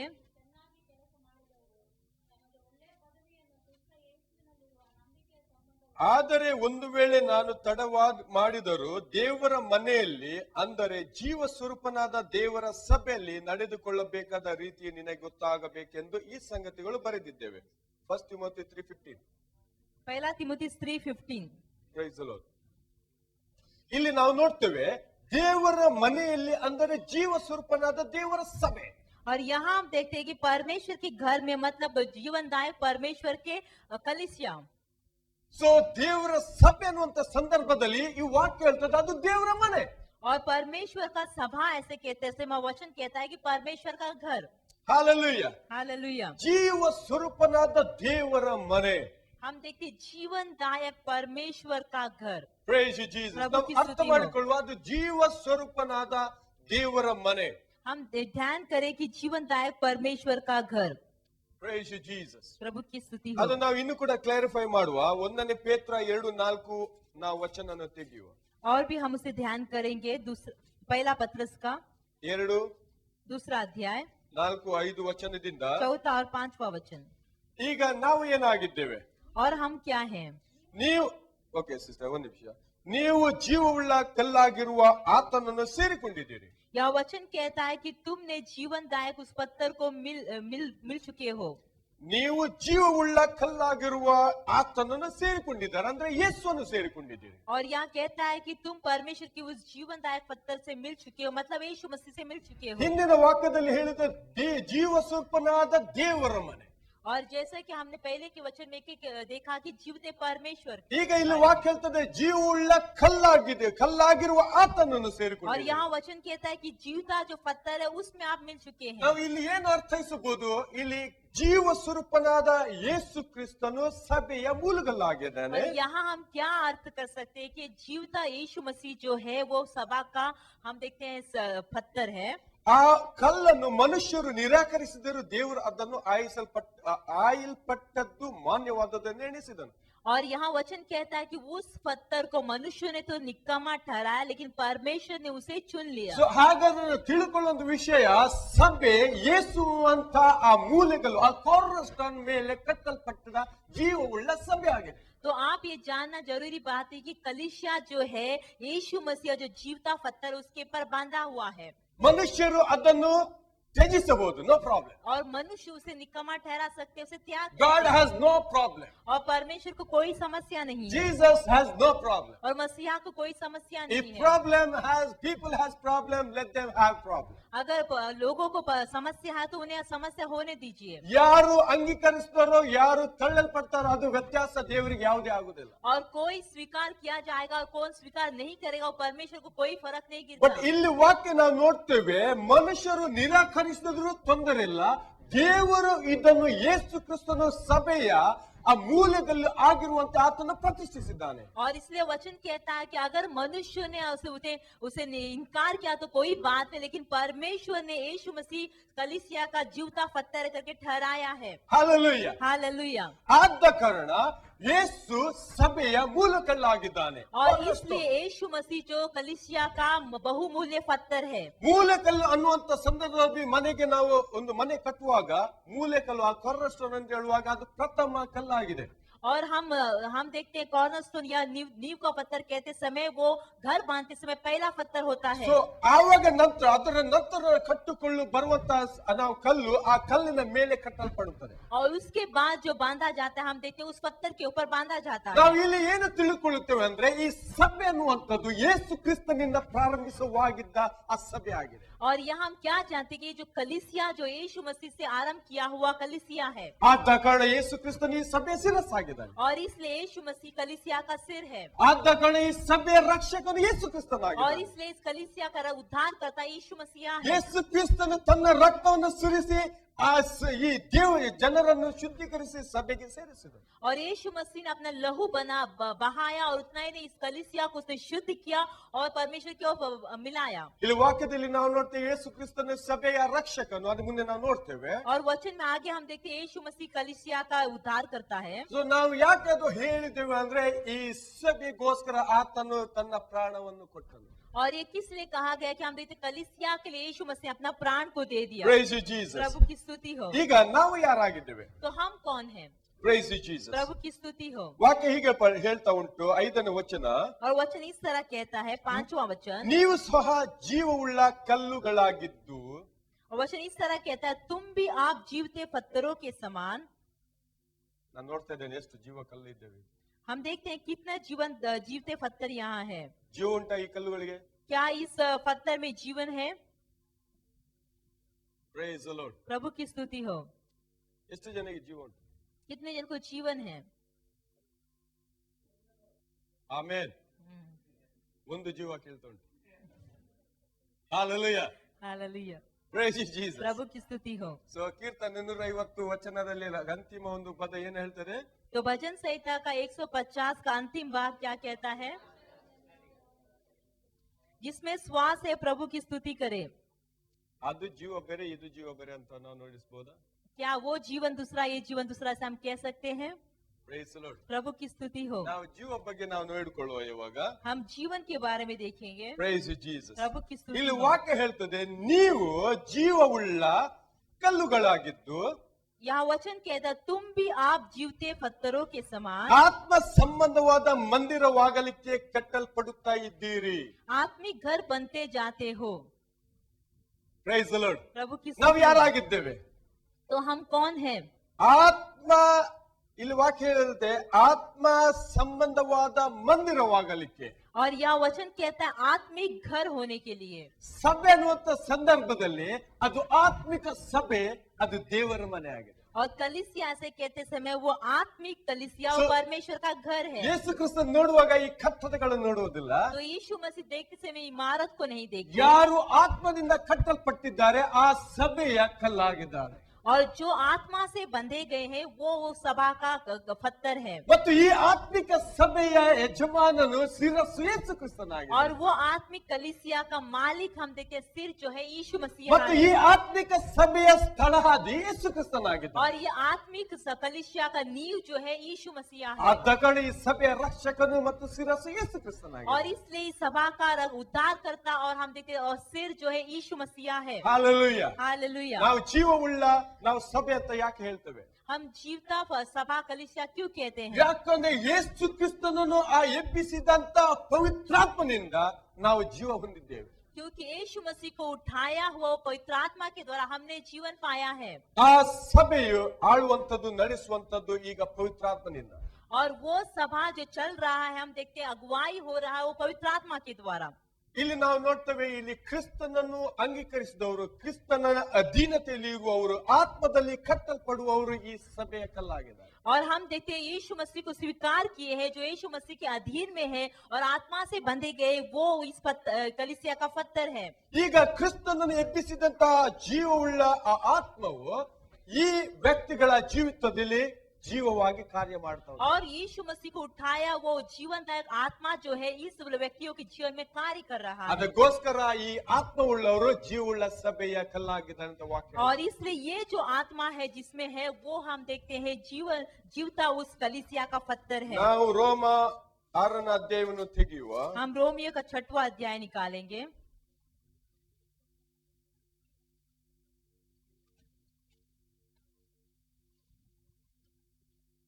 Praise the Jesus. प्रभु की स्तुति हो. ಸಾರಿ 8ನೇ ಅಧ್ಯಾಯ 11 ವಚನ ಇಲ್ಲಿ ವಾಕ್ಯ ಓದಿ. 8वां अध्याय का 11 वचन. ಯೇಸುವನ್ನು ಸತ್ತವರೊಳಗಿಂದ ಜೀವಿತನಾಗಿ ಎಬ್ಬಿಸಿದಾತನ ಆತ್ಮವು ನಿಮ್ಮಲ್ಲಿ ವಾಸವಾಗಿದ್ದರೆ ಕ್ರಿಸ್ತ ಯೇಸುವನ್ನು ಸತ್ತವರೊಳಗೆ ಎಬ್ಬಿಸಿದ ಆತನು ನಿಮ್ಮಲ್ಲಿ ವಾಸವಾಗಿರುವ ತನ್ನ ಆತ್ಮನ ಮೂಲಕ ನಿಮ್ಮ ಮೃತ್ಯ ದೇಹಗಳನ್ನು ಸಹ ಬದುಕಿಸುವನು. यदि उसी का आत्मा जिसने यीशु को मरे हुए में से जिलाया तुम में भी बसा हुआ है, तो जिसने मसीहा को मरे हुए में से जिलाया वो तुम्हारी नश्वर देह को भी अपने आत्मा के द्वारा जो तुम में बसा हुआ है जिलाएगा. Praise you, Jesus. प्रभु की स्तुति हो. Hallelujah. हालेलुया. ನಾವು ಜೀವವಿದ್ದವರು ಜೋರಾಗಿ ಹೇಳುವ ಹಾಲೆಲೂಯಾ. और जिसमें जीवन है जोर से कहेंगे हालेलुया. ಬ್ರದರ್ ಎಲ್ಲಿದ್ದಾರೆ? ನಿಮ್ಮ ಜೋಕ್ ತುಂಬಾ ಚೆನ್ನಾಗಿತ್ತು. भाई कहाँ है? आपका जोक बहुत ही अच्छा था. ಸೊ ಆದ ಕಾರಣ ಯಾವಾಗಲೂ ಸಭೆಗೆ ಬಂದಾಗ ಮಲಕ್ಕೊಳ್ಳಬಾರದು. और इसलिए आप कलीसिया में आए तो आप सोए मत. Praise you, Jesus. प्रभु की स्तुति हो. ಇಲ್ಲದ್ರೆ ಕೆಲವೊಮ್ಮೆ ನಾ ಕೇಳುದುಂಟು, ಮಲಗಿದವರು ಹಾಲೆಲೂಯಾ ಹೇಳುವ ಅಂತ ಹೇಳುವ. और कई बार कहते हैं कि जो सोए हैं वो हालेलुया कहेंगे. ನಿಶ್ಚಯವಾಗಿ ನಾವು ನೋಡಿದ್ದೇವೆ, ಅಂತವರು ಮಾತ್ರ ಹಾಲೆಲೂಯಾ ಹೇಳ್ತಾರೆ. और निश्चय से हमने देखा है कि ऐसे लोग भी हालेलुया कहते हैं. ಸಭೆಯಲ್ಲಿ ಬಂದ ನಂತರ ಎಲ್ಲರೂ ನಾವು ಎಚ್ಚರದಲ್ಲಿ ಇರುವುದು ಅದು ಜ್ಞಾನವಾಗಿದೆ. और इसलिए कलीसिया में आने के बाद आप जागते रहना वो ज्ञान की बातें हैं. Praise you, Jesus. प्रभु की स्तुति हो. 11 ವಚನ, ಯೇಸುವನ್ನು ಸತ್ತವರೊಳಗಿಂದ ಜೀವಿತನಾಗಿ ಎಬ್ಬಿಸಿದಾತನ ಆತ್ಮವು ನಿಮ್ಮಲ್ಲಿ ವಾಸವಾಗಿದ್ದರೆ ಕ್ರಿಸ್ತ ಯೇಸುವನ್ನು ಸತ್ತವರೊಳಗಿಂದ ಎಬ್ಬಿಸಿದಾತನು ನಿಮ್ಮಲ್ಲಿ ವಾಸವಾಗಿರುವ ತನ್ನ ಆತ್ಮನ ಮೂಲಕ ನಿಮ್ಮ ಮೃತ್ಯ ದೇಹಗಳನ್ನು ಬದುಕಿಸುವನು. यदि उसी का आत्मा जिसने यीशु को मरे हुए में से जिलाया तुम में बसा हुआ है, तो जिसने मसीहा को मरे हुए में से जिलाया वह तुम्हारी नश्वर देह को भी अपने आत्मा के द्वारा जो तुम में बसा हुआ है जिलाएगा. ಸೊ ಯೇಸು ಕ್ರಿಸ್ತನು ಸಭೆಗೆ ಶಿರಸ್ಸು ಹೇಗೆಂದ ನಾವು ನೋಡುವಾಗ ಯೇಸು ಕ್ರಿಸ್ತನನ್ನು ಆತ್ಮನು ಎಬ್ಬಿಸಿದನು. तो यीशु मसीह कलीसिया का सिर कैसे हम देखते समय यीशु मसीह को आत्मा ने उठाया. ಇವಾಗ ಯೇಸುವನ್ನು ಎಬ್ಬಿಸಿದ ಆತ್ಮನು ನಿಮ್ಮಲ್ಲಿ ವಾಸವಾಗಿರುವುದಾದರೆ और यीशु मसीह को उठाया हुआ आत्मा अगर आप में है तो ಆ ಜೀವವುಳ್ಳ ಆತ್ಮ ನಿಮ್ಮಲ್ಲಿ ಉಂಟು. तो इसका मतलब वो जीवता आत्मा आपके अंदर है. ಸೊ ಹಾಗಾದ್ರೆ ನಾವು ಆ ಒಂದು ಆತ್ಮವನ್ನು ನಮ್ಮಲ್ಲಿ ಹೊಂದಿಕೊಳ್ಳಬೇಕಾದ್ರೆ ನಾವೇನ್ ಮಾಡ್ಬೇಕು? तो वो आत्मा को पाना है तो हम क्या करना चाहिए? ನಾವು ಯೇಸು ಕ್ರಿಸ್ತನ ನಾವು ಒಪ್ಪಿಕೊಳ್ಳಬೇಕು. हम यीशु मसीह को अपना मालिक बोलकर मानना चाहिए. ಹೌದು, ಯೇಸು ಕ್ರಿಸ್ತ ನನಗೋಸ್ಕರ ಸತ್ತನಂತ ನಾವು ಒಪ್ಪಿಕೊಳ್ಳೋದು ಅದು ಮುಖ್ಯವಾದ ವಿಷಯ. और यीशु मसीह मेरे लिए मरा ऐसा मान लेना बहुत ही जरूरी बातें हैं. ಅಲ್ಲಿ ವಾಕ್ಯದಲ್ಲಿ ಹೇಳ್ತೇನೆ, ನಿಮ್ಮ ಗಂಡಂದರಿಗೆ. और जैसा कि वचन कहता है अपने अपने पति को. ಈಗ ಆ ಯೇಸು ಕ್ರಿಸ್ತ ನಿಮಗೆ ಶಿರಸ್ಸು ಅಥವಾ ರಕ್ಷಕನಾಗಿ ನಾವು ಒಪ್ಪಿಕೊಳ್ಳಬೇಕಾದ್ರೆ ನಾವು ವೈಯಕ್ತಿಕವಾಗಿ ನಾವು ಕನ್ಫೆಸ್ ಮಾಡಬೇಕಾಗಿದೆ. और यीशु मसीह आपका व्यक्तिगत रूप से सिर अगर मालिक होना है तो आप व्यक्तिगत रूप से उसे अपना लेना है. ಯೇಸುವನ್ನು ಅಂಗೀಕರಿಸಿದ ನಂತರ ಆತನ ಚಿತ್ತಕ್ಕೆ ನಾವು ಒಳಗಾಗುತ್ತೇವೆ. और यीशु मसीह को स्वीकार करने के बाद उसके अधीन हो जाते, उसकी इच्छा के अधीन हो जाते हैं. ಆತನಿಗೆ ನಮ್ಮನ್ನು ನಾವು ಸಮರ್ಪಿಸಿಕೊಳ್ಳುತ್ತೇವೆ. और अपने आप को उसे समर्पित करते हैं. ಅಂದರೆ ಆತನ ಅಧಿಕಾರದ ಕೆಳಗೆ ನಾವು ಬರುತ್ತೇವೆ. इसका मतलब उसके अधिकार के अंडर में हम आ जाते हैं. ಆವಾಗಲೇ ನಾವು ಹೇಳ್ತೇವೆ, ಯೇಸು ಕ್ರಿಸ್ತ ನೀನು ನನ್ನ ಯಜಮಾನನು. और तब हम कहते हैं यीशु मसीह आप हमारा मालिक है. ಯಾವಾಗ ನಾವು ಯೇಸು ಕ್ರಿಸ್ತ ನೀನು ನನ್ನ ಯಜಮಾನನ ಹೇಳ್ತೇವೆ, ಆವಾಗ ಆತನ ನನ್ನ ಆ ಜೀವಿತದಲ್ಲಿ ಆತನ ಶಿರಸ್ಸಾಗಿ ಬರ್ತಾನೆ. और जब हम यीशु मसीह को अपना मालिक कहते हैं तब वो हमारे जीवन में हमारा सिर हो जाता ಸೊ है. ಯೇಸು ಕ್ರಿಸ್ತನ ಸೇರುವುದಕ್ಕೆ ನಾವು ಏನು ಮಾಡಬೇಕು ಹಾಗಾದ್ರೆ? तो यीशु मसीह में मिल जाने के लिए हमें क्या करना चाहिए? ಅಥವಾ ಅಂದರೆ ಯೇಸು ಕ್ರಿಸ್ತನನ್ನು ನಾವು ಅಥವಾ ನನಗೋಸ್ಕರ ಯೇಸು ಕ್ರಿಸ್ತ ಹೊತ್ತ ಆ ಕಷ್ಟದಲ್ಲಿ ನಾವು ಪಾಲ್ಗೊಳ್ಳಬೇಕಾದ್ರೆ ನಾನು ಏನ್ ಮಾಡ್ಬೇಕು? तो मेरे लिए यीशु मसीह जो कष्ट उठाया उसमें भागीदारी होना तो मैं क्या करना चाहिए? Praise the Lord. प्रभु की स्तुति हो. ರೋಮ 6ರಲ್ಲಿ ವಾಕ್ಯ ಹೇಳ್ತದೆ, ಯೇಸು ಕ್ರಿಸ್ತನಲ್ಲಿ ನಾವು ಸೇರಿಗೋಸ್ಕರ ನಾವು ದೀಕ್ಷಾ ಸ್ನಾನ ತೆಗೆದುಕೊಂಡವರಾದ ನಾವು ಅಂತ ವಾಕ್ಯ और ಪ್ರಾರಂಭಿಸ್ತಾರೆ. रोमी के 6वां अध्याय में हम देखते हैं वहाँ कहता है कि यीशु मसीह में मिल जाने के लिए हमने बपतिस्मा लिया, ऐसा आरंभ करता है. ಪಾಪದ ಪಾಲು 6:2 ವಚನ, ಪಾಪದ ಪಾಲಿಗೆ ಸತ್ತವರಾದ ನಾವು ಇನ್ನು ಅದರಲ್ಲಿ ಬದುಕುವುದು ಹೇಗೆ? और दूसरा वचन में हम देखते हैं कि पाप के लिए मर गए तो फिर आगे को उसमें कैसे जीवन बिताए. ಕ್ರಿಸ್ತ ಯೇಸುನಲ್ಲಿ ಸೇರುವುದಕ್ಕೆ ದೀಕ್ಷಾ ಸ್ನಾನ ಮಾಡಿಸಿಕೊಂಡವರಾದ ನಾವೆಲ್ಲರೂ. और वचन कहता है कि हम सब जिन्होंने मसीह यीशु का बपतिस्मा लिया, उसकी मृत्यु का बपतिस्मा लिया, ಆತನ ಮರಣದಲ್ಲಿ ಪಾಲುಗಾರರಾಗುವುದಕ್ಕೆ ದೀಕ್ಷಾ ಸ್ನಾನ ಮಾಡಿಸಿಕೊಂಡೆವೆಂದು ನಿಮಗೆ ತಿಳಿಯೋದು. उसकी मृत्यु का बपतिस्मा लेने के लिए उसमें भागीदारी हो, ऐसा आप नहीं जानते क्या? Praise the Lord. प्रभु की स्तुति ಸೊ हो. ಯೇಸು ಕ್ರಿಸ್ತನ ಮರಣದಲ್ಲಿ ಪಾಲುಗೊಳ್ಳುವವರು ಅವು ಏನ್ ಮಾಡ್ತಾರೆ? ಯೇಸು ಕ್ರಿಸ್ತನಲ್ಲಿ ಸೇರುವುದಕ್ಕೆ ದೀಕ್ಷಾ ಸ್ನಾನ तो ಕೊಂಡುಕೊಳ್ತಾರೆ. यीशु मसीह की मृत्यु में जो भागीदारी होना चाहते हैं वो क्या करते हैं? यीशु मसीह में मिल जाने के लिए उसमें बपतिस्मा लेते हैं. ನಾವು ಇದು ಅನುರೂಪವಾದ ಒಂದು ಸಂಗತಿ, ಇವೆಂಟ್ ಅನ್ನು ನಾವು ನೋಡ್ತೇವೆ ಇಲ್ಲಿ. और ये दिखाई देने वाली बातों को हम देखते हैं. ಇಲ್ಲಿ ಮುಂದೆ ನಾವು ಅದೇ ವಾಕ್ಯದಲ್ಲಿ ಮುಂದೆ ವಾಕ್ಯ ಹೀಗೆ ಉಂಟು, ನಮ್ಗೆ 4 ವಚನದಲ್ಲಿ ಹೀಗಿರಲಾಗಿ ನಾವು ದೀಕ್ಷಾ ಸ್ನಾನ ಮಾಡಿಸಿಕೊಂಡಾಗ ಆತನ ಮರಣದಲ್ಲಿ ಪಾಲುಗಾರರಾಗಿ ಆತನೊಂದಿಗೆ ಹೂಣಲ್ಪಟ್ಟೆವು. और यहाँ चौथा वचन कहता, अतः उस मृत्यु का बपतिस्मा पाने से हम उसके साथ गाड़े गए, ಆದ್ದರಿಂದ ಕ್ರಿಸ್ತನು ಸತ್ತು ತಂದೆಯ ಮಹಿಮೆಯಿಂದ ಜೀವಿತನಾಗಿ ಎಬ್ಬಿಸಲ್ಪಟ್ಟಂತೆಯೇ ताकि जैसे मसीहा पिता की महिमा के द्वारा मरे हुए में से जिलाया गया, ನಾವು ಕೂಡ ಜೀವದಿಂದೆದ್ದು ಹೊಸಬರಾಗಿ ನಡೆಯಕೊಳ್ಳಬೇಕು. वैसे ही हम भी नए जीवन की सी चाल चले. ಸೊ ಕ್ರಿಸ್ತನಲ್ಲಿ ಎಬ್ಬಿಸಲ್ಪಟ್ಟವನು, ಕ್ರಿಸ್ತನನ್ನು ಎಬ್ಬಿಸಿದ ಆತ್ಮವು ಏನ್ ಮಾಡ್ತದೆ? ಆತನಲ್ಲಿ ಕಾರ್ಯ ಮಾಡ್ತದೆ. तो हम देखते हैं जो यीशु मसीह के साथ उठाए जिलाए गए हैं, वो हम देखते हैं यीशु मसीह को जिसने आत्मा ने उठाया उसमें कार्य करता है. ಸೊ ಆದ ಕಾರಣ ಈ ಆತ್ಮವು ನಮ್ಮನ್ನು ಬದುಕಿಸುವಂತೆ, ಆತ್ಮದಲ್ಲಿ ಬದುಕಿಸುವಂತೆ ನಮಗೆ ಸಹಾಯ ಮಾಡ್ತದೆ. और ये आत्मा जो हम आत्मा में जीवन रहने का ऐसा हमारी सहायता करता है. ನಾವು ನೋಡ್ತೇವೆ ಯೇಸು ಕ್ರಿಸ್ತನು ಸತ್ತದ್ದು ಯಾಕೆ? हम देखते हैं यीशु मसीह क्यों मरा? ಆತ್ಮದಲ್ಲಿ ಸತ್ತವರನ್ನು ಆತ್ಮಿಕವಾಗಿ ಜೀವ ಕೊಡುವಂತೆ ಆತನು ಸತ್ತನು. और आत्मा में जो मर गए हैं उन्हें आत्मिक जीवन देने के लिए वो मर गया. ದೇಹದಲ್ಲಿ ಸತ್ತವರಿಗೋಸ್ಕರ ಯೇಸು ಕ್ರಿಸ್ತ ಸತ್ತವನಲ್ಲ. और जो देह में मरे हैं उसके लिए यीशु मसीह नहीं मरे. Price the lord. प्रभु की स्तुति हो. ಆದ ಕಾರಣ ದೇಹಕ್ಕೆ ಇನ್ನೂ ಕೂಡ ರಕ್ಷಣೆ ಬರಲಿಲ್ಲ, ರಿಡೆಂಪ್ಷನ್ ಬರಲಿಲ್ಲ. और इसलिए हम देखते हैं देह को अभी भी छुटकारा नहीं मिला है. ಆದರೆ ಯೇಸು ಕ್ರಿಸ್ತನ ಸತ್ತದ್ದು ನಮ್ಮ ಆತ್ಮಕ್ಕೆ ರಿಡೆಂಪ್ಷನ್ ಕೊಡುಗೋಸ್ಕರ. लेकिन यीशु मसीह मरा हमारे आत्मा को छुटकारा देने के लिए. ಯಾಕಂದ್ರೆ ಎಲ್ಲ ಮನುಷ್ಯರು ಪಾಪದಿಂದ ಸತ್ತ ನಿಮಿತ್ತವಾಗಿ ಯೇಸು ಕ್ರಿಸ್ತನು ಪಾಪಕ್ಕೆ ಒಂದು ನಾವು ಬದಲಾಗಿ ಆತನು ಸತ್ತನು. हम देखते हैं कि क्योंकि सब जो पाप के कारण मर चुके हैं, इसलिए यीशु मसीह पाप के उस मिटाने के लिए वो मर गए. ಸೊ ಆದ ಕಾರಣ ಪಾಪದ ಪಾಲಿಗೆ ಸತ್ತ ವ್ಯಕ್ತಿ ಗುಂಡಿಸಿ ಯೇಸು ಕ್ರಿಸ್ತನು. तो हम देखते हैं इसलिए पाप के लिए जो मर चुके हैं उसके लिए एक अच्छा सुसमाचार यीशु मसीह है. Praise the lord. प्रभु की स्तुति हो. ಪಾಪದ ಪಾಲಿಗೆ ಸತ್ತವರು ಆ ಒಂದು ನರಕ ಯಾತನೆಯನ್ನು ಅನುಭವಿಸುವುದು ಅಗತ್ಯವಿಲ್ಲ. और जो पाप के लिए मर चुके हैं वो नरक की वो यातना को भोगने की जरूरत नहीं है. ನಿಮಗೆ ಸಾಧ್ಯವಿರುವುದಾದ್ರೆ ವೆಬ್ಸೈಟ್ ಅಲ್ಲಿ ನಾನು ಒಂದು ಪಾಸ್ಟರ್ಸ್ ಡೆಸ್ಕ್ ಅಂತ ನಾನು ಒಂದು ರೈಟಿಂಗ್ ಅನ್ನು ಬರೆದಿದ್ದೇನೆ, ಕಾಲ್ ಆಫ್ ಗಾಡ್ ಅಂತ. और आपको साध्य है तो वेबसाइट में उन्होंने कॉल ऑफ गॉड करके लिखा है. ಪಾಸ್ಟರಲ್ ಡೆಸ್ಕ್ ಅಲ್ಲಿ ನೀವು ದಯಮಾಡಿ ಓದಿಕೊಳ್ಳಿ. और पास्टरल डेस्क में है, आप पढ़ सकते हैं. Price the Jesus. प्रभु की ಅದು स्तुति हो. ನಮಗೆ ಎಬ್ಬಿಸುವಂತೆ ದೇವರು ಕೊಟ್ಟ ಕರೆ. और वो हमें जगाने के लिए परमेश्वर ने बुलाया हुआ, परमेश्वर ने दिया हुआ वो बुलाहट है. ಪ್ರೈಸ್ ದಿ प्रभु ಜೀಸಸ್. की स्तुति हो. ಈಗ ನಾವು ಸಭೆ ನಾವು ಮುಂದುವರಿಸುವ ಅದನ್ನು ಟೀಚಿಂಗ್ ಅನ್ನು. और हम आगे बढ़ेंगे एफएसी की किताब में. ಎಫೆಸ ಎಲ್ಲಿದೆ ಇವಾಗ? ನಿಮ್ಮ ಬೈಬಲ್ ಅಲ್ಲಿ ಎಫೆಸ ಉಂಟಾ? क्या आपकी बाइबल में एफएसी की किताब है? ಗಲಾತಿಯ ಮೊದಲು ಉಂಟಾ, ಗಲಾತಿಯ ನಂತರ ಉಂಟಾ? गलती के बाद है, गलती के पहले है. ಸೊ ಗಲತ್ ಮಾಡಿದ ನಂತರ ಅಲ್ಲ, ಇದು ಗಲಾತಿಯದವರಿಗೆ ಪತ್ರಿಕೆ ಇದು. और गलत के बारे में नहीं बल्कि गलतिया के बारे में कहते हैं. ಸೊ ನಾವು ಎಚ್ಚರವಾಗಿ ಅದು ಓದಿಕೊಳ್ಳಬೇಕು. और इसलिए हम जागते हुए पढ़ना चाहिए, ಇಲ್ಲದ್ರೆ ನಾವು ನಮ್ಮ ಜೀವಿತದಲ್ಲಿ ಗಲತ್ ಮಾಡ್ತೇವೆ. नहीं तो हम हमारे जीवन में गलत करते हैं. Price the Jesus. प्रभु की स्तुति हो. ಇಲ್ಲಿ ವಾಕ್ಯ ಹೇಳ್ತದೆ, ಈ ಸಭೆಗೆ ಕ್ರಿಸ್ತನು ಸಭೆ ಎಂಬ ದೇಹಕ್ಕೆ ರಕ್ಷಕನಾಗಿದ್ದಾನೆ. और यह वचन कहता है कलीसिया का सिर जो मसीहा है. ಸೊ ಹಾಗಾದ್ರೆ ಸಭೆ ಯಾರು? तो सभा कलीसिया कौन है? ಕ್ರಿಸ್ತನಿಂದ ರಕ್ಷಿಸಲ್ಪಟ್ಟ ಗುಂಪಾಗಿವೆ. हम देखते प्रभु से उद्धार पाया हुआ एक झुंड है. ಹಾಲೆಲೂಯಾ. ಹಾಲೆಲೂಯಾ. ರಕ್ಷಣೆ ಹೊಂದಿದವರ ಗುಂಪು ಅದು ಜೀವವುಳ್ಳ ಕರ್ತನ ಸಭೆ. और हम देखते उद्धार पाया हुआ झुंड जो है वो जीवते परमेश्वर का कलीसिया है. Praise the Jesus. प्रभु की स्तुति हो.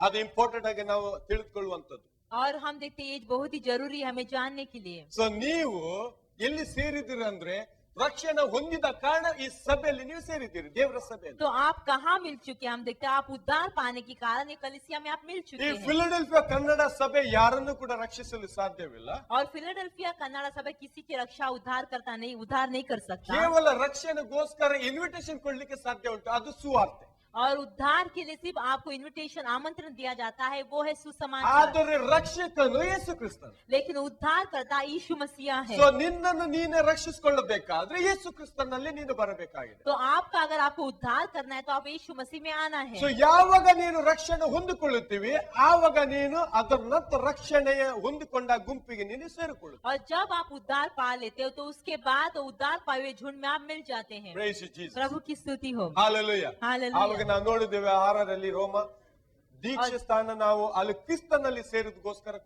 ತೆಗೆದುಕೊಳ್ಳುವುದಂತ ನಾವು और ನೋಡ್ತೇವೆ. जैसे कि हम रोमी की किताब में 6वां अध्याय में देखा, यीशु मसीह में मिल जाने के लिए हम बपतिस्मा लेते हैं. ಸಭೆಯನ್ನು ಸೇರಿಗೋಸ್ಕರ ಅಲ್ಲ. और कलीसिया में मिलने के लिए नहीं, ಅದು ತಪ್ಪು ಆದ ಅದು ಟೀಚಿಂಗ್ ಬೋಧನೆ. और वो गलत उपदेश है.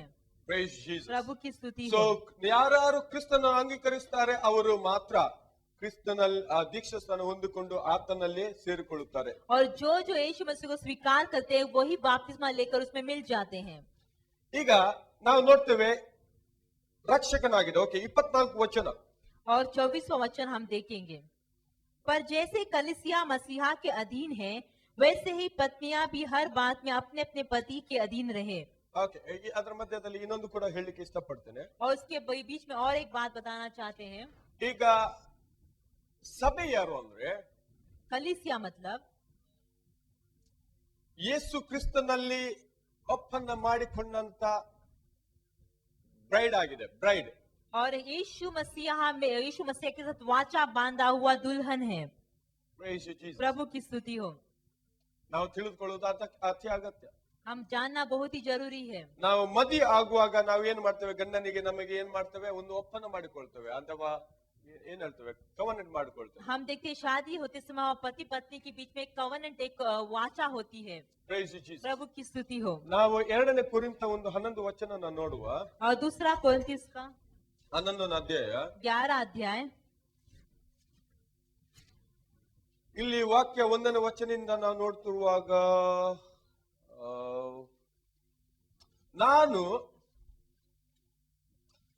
ನಾನು ನನ್ನನ್ನು ಹೊಗಳಿಕೊಳ್ಳುವುದರಲ್ಲಿ ಸ್ವಲ್ಪ ಬುದ್ಧಿಹೀನತೆಯಿಂದ ಮಾತನಾಡುತ್ತೇನೆ. ನೀವು ಅದನ್ನು ಸಹಿಸಿಕೊಳ್ಳುತ್ತೀರೋನು? ನನ್ನನ್ನು ಸಹಿಸಿಕೊಳ್ಳಬೇಕೆಂದು ನಿಮ್ಮನ್ನು ಬೇಡಿಕೊಳ್ಳುತ್ತೇನೆ. ಯಾಕಂದರೆ ಇಲ್ಲಿಂದ ವಾಕ್ಯ ನಾವು ಗಮನಿಸಿರಿ, ದೇವರಲ್ಲಿರುವಂತಹ ಚಿಂತೆಯಿಂದಲೇ ನಾನು ನಿಮ್ಮ ವಿಷಯದಲ್ಲಿ ಚಿಂತಿಸುತ್ತೇನೆ. ನಿಮ್ಮನ್ನು ನಾವು ಹೇಳುವ ನನ್ನನ್ನು हम कहेंगे हमें ಕ್ರಿಸ್ತನೆಂಬ ಒಬ್ಬನೇ ಪುರುಷನಿಗೆ ಶುದ್ಧ ಕನ್ಯೆಯಂತೆ ಒಪ್ಪಿಸಬೇಕೆಂದು ನಿಮ್ಮನ್ನು ಆತನಿಗೆ ನಿಶ್ಚಯ ಮಾಡಿದೆನಲ್ಲ. हे भाइयों, मैं तुम्हें सराहता हूँ कि सब बातों में तुम मुझे स्मरण करते हो और जो परंपराएं मैंने तुम्हें सौंपी है उनका पालन करते हो. परंतु मैं चाहता हूँ कि तुम यह जान लो कि हर एक पुरुष का सिर मसीहा है और स्त्री का सिर पुरुष है और मसीहा का सिर परमेश्वर है. 2 Corinthians 11:2. Sorry, 2 Corinthians 11:2. क्योंकि मैं तुम्हारे विषय में ईश्वरीय धुन लगाए रहता हूँ, इसलिए कि मैंने एक ही पुरुष से तुम्हारी बात लगाई है कि तुम्हें पवित्र कुंवारी के समान मसीहा को सौंप दूं. Praise you, Jesus. प्रभु की स्तुति हो. ಇಲ್ಲಿ ವಾಕ್ಯ ಹೇಳ್ತಾರೆ, ನಿಮ್ಮನ್ನು ಕ್ರಿಸ್ತನೆಂಬ ಒಬ್ಬನೇ ಪುರುಷನಿಗೆ. यह वचन कहता है आपको यीशु मसीहा जैसा एक ही पुरुष के साथ. ಸೊ ಮದುವೆ ಆಗ್ಬೇಕು ಒಬ್ಬನೇ ಗಂಡನೊಂದಿಗೆ. तो इसलिए हम देखते हैं शादी होना चाहिए एक ही पति के साथ. Praise you, Jesus. प्रभु की स्तुति हो. ಇಲ್ಲದ್ರೆ ದೇಹಕ್ಕೆ ಎರಡು ತಲೆ ಇರಲು ಸಾಧ್ಯವಿಲ್ಲ.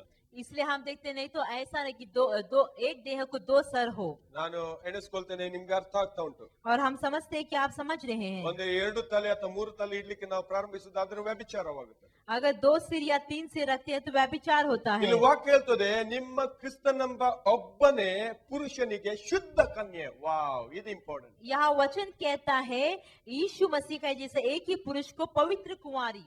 ಶುದ್ಧ ಕನ್ಯೆ, ನಾವು ಹೇಳುವ ಶುದ್ಧ ಕನ್ಯೆ. हम कहेंगे कि पवित्र कुंवारी.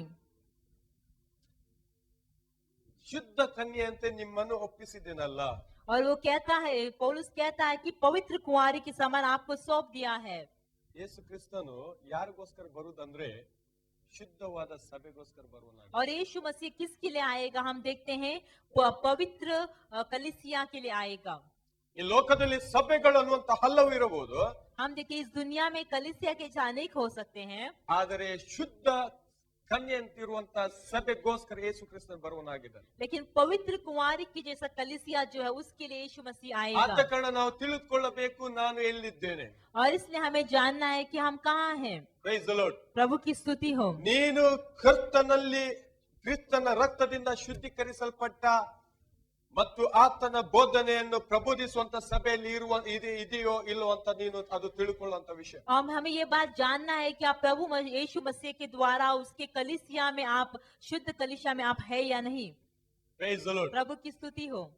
ಶುದ್ಧ ಕನ್ಯೆ ಉಂಟು, ಅಶುದ್ಧ ಕನ್ಯೆ ಕೂಡ ಉಂಟು. हम देखते हैं पवित्र कुमारी भी है और अपवित्र कुमारी भी है। Praise you, Jesus. प्रभु की स्तुति हो। ನಾವು ನೋಡ್ತೇವೆ. ಹಾಗಾದ್ರೆ ಮುಂದೆ ಹೋಗ್ಬೇಕಾದ್ರೆ ಸ್ವಲ್ಪ ಸಮಯದ ಅಭಾವ, ನಮ್ಮ ಮುಂದೆ ಹೋಗುದಾದ್ರೆ ಹಾಗಾದ್ರೆ ಮ್ಯಾರೇಜ್ ಒಂದು ದಿವಸ ಉಂಟು ನಿಶ್ಚಯವಾಗಿ. तो हम देखते इसका मतलब है शादी एक दिन निश्चयी है। ನಿಶ್ಚಯ ಮಾಡಿದ ನಂತರ ಮದುವೆ ಉಂಟು ಒಂದು ದಿವಸ. और हम देखते हैं वहाँ एंगेजमेंट होने के बाद वहाँ शादी है ही। ಹಾಗಾದ್ರೆ ಯಾವಾಗ ಮದುವೆ? तो इसका मतलब शादी कब है? Praise you, Jesus. प्रभु की स्तुति हो। ರೆವಲ್ಯೂಷನ್ ನಾವು ತೆಗೆಯುವ ಪ್ರಕಟಣೆ 19.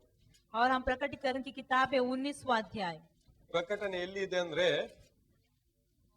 ಆದಿಕಾಂಡದಿಂದ 66 ಪುಸ್ತಕ ನಾವು ತಿರುಕೊಂಡರೆ ನಿಮಗೆ 66ನೇ ಪುಸ್ತಕ ಸಿಗುತ್ತದೆ, ಅದು ಪ್ರಕಟಣೆ. और हम प्रकटीकरण कहा है कि एक समय आप उत्पत्ति की किताब से अगर 66 किताब में आप आए तो वहाँ है प्रकटीकरण। ಇಲ್ಲಿ 19ನೇ ಅಧ್ಯಾಯದ 7ನೇ ವಚನ ತೆಗೆಯುವ. और 19वां अध्याय का 7वां वचन हम सही, निकालेंगे। Praise the Lord. प्रभु की स्तुति हो। ಸೊ ಹಾಗಾದ್ರೆ ಪವಿತ್ರ ಪುಸ್ತಕದಲ್ಲಿ ಎಷ್ಟು ಪುಸ್ತಕಗಳಿವೆ? तो पवित्र पुस्तक में कितने किताब हैं?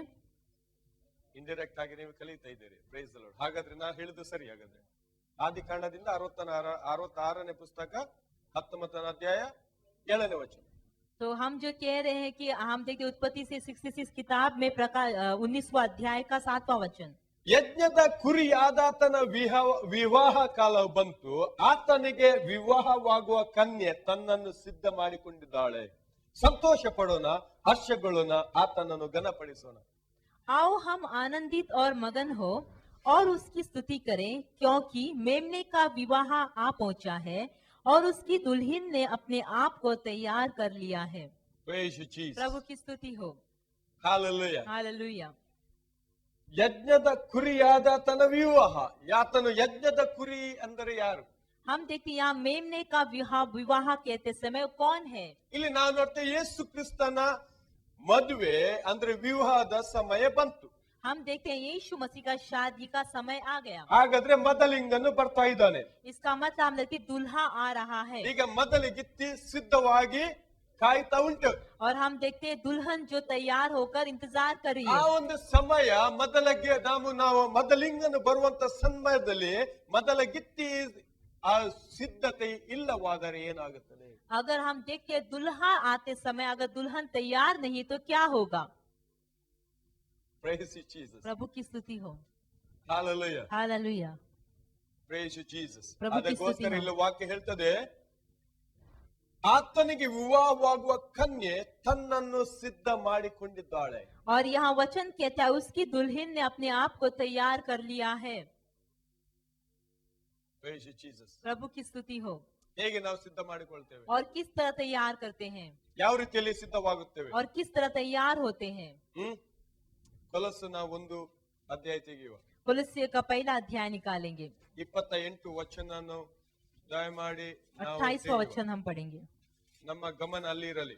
जिसका प्रचार करके हम हर एक मनुष्य को चेतावनी देते हैं और सारे ज्ञान से हर एक मनुष्य को सिखाते हैं कि हम हर एक व्यक्ति को मसीहा में सिद्ध करके उपस्थित करें। Praise you, Jesus. प्रभु की स्तुति हो। ಇಲ್ಲಿ ವಾಕ್ಯ ಹೇಳ್ತದೆ, ನಾವು ಆತನನ್ನು ಪ್ರಸಿದ್ಧಿ ಪಡಿಸುವವರಾಗಿಯೂ, ಆತನಿಗೆ ಅಂದ್ರೆ ಯೇಸು ಕ್ರಿಸ್ತನನ್ನು ಪ್ರಸಿದ್ಧಿ ಪಡಿಸುವವರಾಗಿ ಸಕಲರಿಗೂ ಬುದ್ಧಿ ಹೇಳುತ್ತಾ ಸರ್ವರಿಗೂ ಪೂರ್ಣ ಜ್ಞಾನವನ್ನು, ಆಮೇಲೆ ನಾವು ಹೇಳುವ ಪೂರ್ಣ ಜ್ಞಾನವನ್ನು हम कहेंगे पूर्ण ज्ञान ಉಪದೇಶಿಸುತ್ತಾ ದೇವರ ಮುಂದೆ ಎಲ್ಲರನ್ನು ಕ್ರಿಸ್ತನಲ್ಲಿ ಪ್ರವೀಣರನ್ನಾಗಿ ನಿಲ್ಲಿಸುವುದಕ್ಕೆ ಪ್ರಯತ್ನ ಪಡುತ್ತಿದ್ದೇವೆ. ಇಲ್ಲಿ ವಾಕ್ಯ ಹೇಗೆ ಉಂಟು? ಪ್ರವೀಣ ಅನ್ನುವಂತ ಸಂದರ್ಭದಲ್ಲಿ ಇಂಗ್ಲಿಷ್ ನಾವು ಆಂಗ್ಲ ಭಾಷೆಯಲ್ಲಿ ಓದ್ಬೇಕಾದ್ರೆ ಅಲ್ಲಿ ಪರ್ಫೆಕ್ಟ್ ಅನ್ನುವಂತ ಪದ ಬರೆಯಲ್ಪಟ್ಟಿದೆ. या वचन प्रवीणता कहते समय हम देखते हैं वहाँ परफेक्ट करके अंग्रेजी भाषा में लिखा गया है। ಹಿಂದಿಯಲ್ಲಿ ಏನು ಬರೆಯಲ್ಪಟ್ಟಿದೆ? सिद्ध करके। ಸಿದ್ಧ ಕರ್ಣ. ನಾವಿಲ್ಲಿ ನೋಡ್ತೇವೆ ಪರ್ಫೆಕ್ಟ್ यहाँ हम देखते परफेक्ट, ಅಂದ್ರೆ ಪೂರ್ಣ ರೀತಿಯಲ್ಲಿ, इसका मतलब है कि पूर्ण रीति से, ಅಂದ್ರೆ ಯಾವುದೇ ಲೋಪ ದೋಷ ಇಲ್ಲದಂತೆ, और इसका मतलब है कि इसमें कोई दोष न हो, ಶುದ್ಧರಾಗಿ और हम देखते हैं शुद्ध होने के द्वारा ಒಂದು ಕನ್ಯೆಯಾಗಿ ಅಲ್ಲಿ ನಾವು ಸಿದ್ಧಪಡಿಸ್ತೇವೆ. वहाँ एक कुंवारी की नाव से तैयार किया जाता है। ಹಾಲೆಲೂಯಾ. हालेलुया। ಹಾಗಾದ್ರೆ ದೇವರ ವಾಕ್ಯ ಹೀಗೆ ಹೇಳ್ತದೆ, ನಮ್ಮನ್ನು ಈ ಸಭೆಯನ್ನು ಅದನ್ನು ಸಿದ್ಧಪಡಿಸ್ತದೆ. और इसलिए हम देखते हैं परमेश्वर का वचन इस तरह से कलीसिया को तैयार ಇಲ್ಲಿ करता है। ಪೌಲನು ಹೇಳ್ತಾನೆ ನಾವು ಪ್ರಯತ್ನ ಮಾಡ್ತಾ ಇದ್ದೇವೆ, और यहाँ पौलुस कहता है कि हम प्रयत्न कर रहे हैं, ನಾವು ಕೂಡ ಪ್ರಯತ್ನ ಮಾಡ್ತಾ ಇದ್ದೇವೆ. हम भी प्रयत्न कर रहे हैं। ಈಗ ಸಿದ್ಧ ಯಾರು ಆಗ್ಬೇಕು? तो सिद्ध कौन होना है? ಒಬ್ಬೊಬ್ಬ ವ್ಯಕ್ತಿ ಸಿದ್ಧರಾಗಬೇಕು. एक एक व्यक्ति सिद्ध होना ನಾವು है। ಹೇಗೆ ನಾವು ಸಿದ್ಧರಾಗುತ್ತೇವೆ? हम किस तरह तैयार होना है? ಪೂರ್ಣ ಜ್ಞಾನದೊಂದಿಗೆ ನಾವು ಸಿದ್ಧರಾಗುತ್ತೇವೆ, हम पूर्ण ज्ञान के साथ तैयार होना है। ಪರಿಶುದ್ಧತೆಯಿಂದ ನಾವು ಸಿದ್ಧರಾಗುತ್ತೇವೆ, और हम देखते पवित्रता के साथ हम शुद्ध हो जाते हैं, ನಂಬಿಕೆಯಲ್ಲಿ ನಾವು ಸಿದ್ಧರಾಗುತ್ತೇವೆ, और विश्वास में हम तैयार हो जाते ನಿರೀಕ್ಷೆಯಲ್ಲಿ हैं, ಸಿದ್ಧರಾಗುತ್ತೇವೆ. और उतने में आशा में हम तैयार हो जाते हैं। ಯಾವಾಗ ಮೊದಲಿಂಗನು ಬರ್ತಾನೆ, ಮೊದಲ ಗಿತ್ತಿ ಪೂರ್ಣ ರೀತಿಯಲ್ಲಿ ಸಿದ್ಧವಾಗಿದೆ. और जब दूल्हा आता है तब दुल्हन जो तैयार हो जाती है। ಯುದ್ಧ ಮಾಡಿದವರು ಹಾಲೆಲೂಯಾ ಹೇಳುವ. Thank you very much. ನಾನು ಆವಾಗಲೇ ಹೇಳಿದ್ದೇನೆ, ಎಚ್ಚರವಾಗಿರಿ. और इसलिए आपसे पहले कहा गया कि आप जागते रहिए। ನಾನು ಅನುಭವನೇ ಮಾತಾಡ್ತಾ ಇದ್ದೇನೆ, और जो अनुभव है वही बातें करते हैं, ನಾನು ಕಲ್ಪನೆ ಮಾತಾಡುವುದಿಲ್ಲ. हम कल्पना की बातें नहीं करते। Price you Jesus. प्रभु की स्तुति हो। Hallelujah, hallelujah, hallelujah, hallelujah, hallelujah. Hallelujah. ನಾವು ಹಿಂದಕ್ಕೆ ಭಾಗಕ್ಕೆ ನಾವು ಹೋಗುವ. ನಮ್ಮ ಕೀ ವರ್ಸಸ್ हम फिर से एफिसियों की किताब में जाएंगे।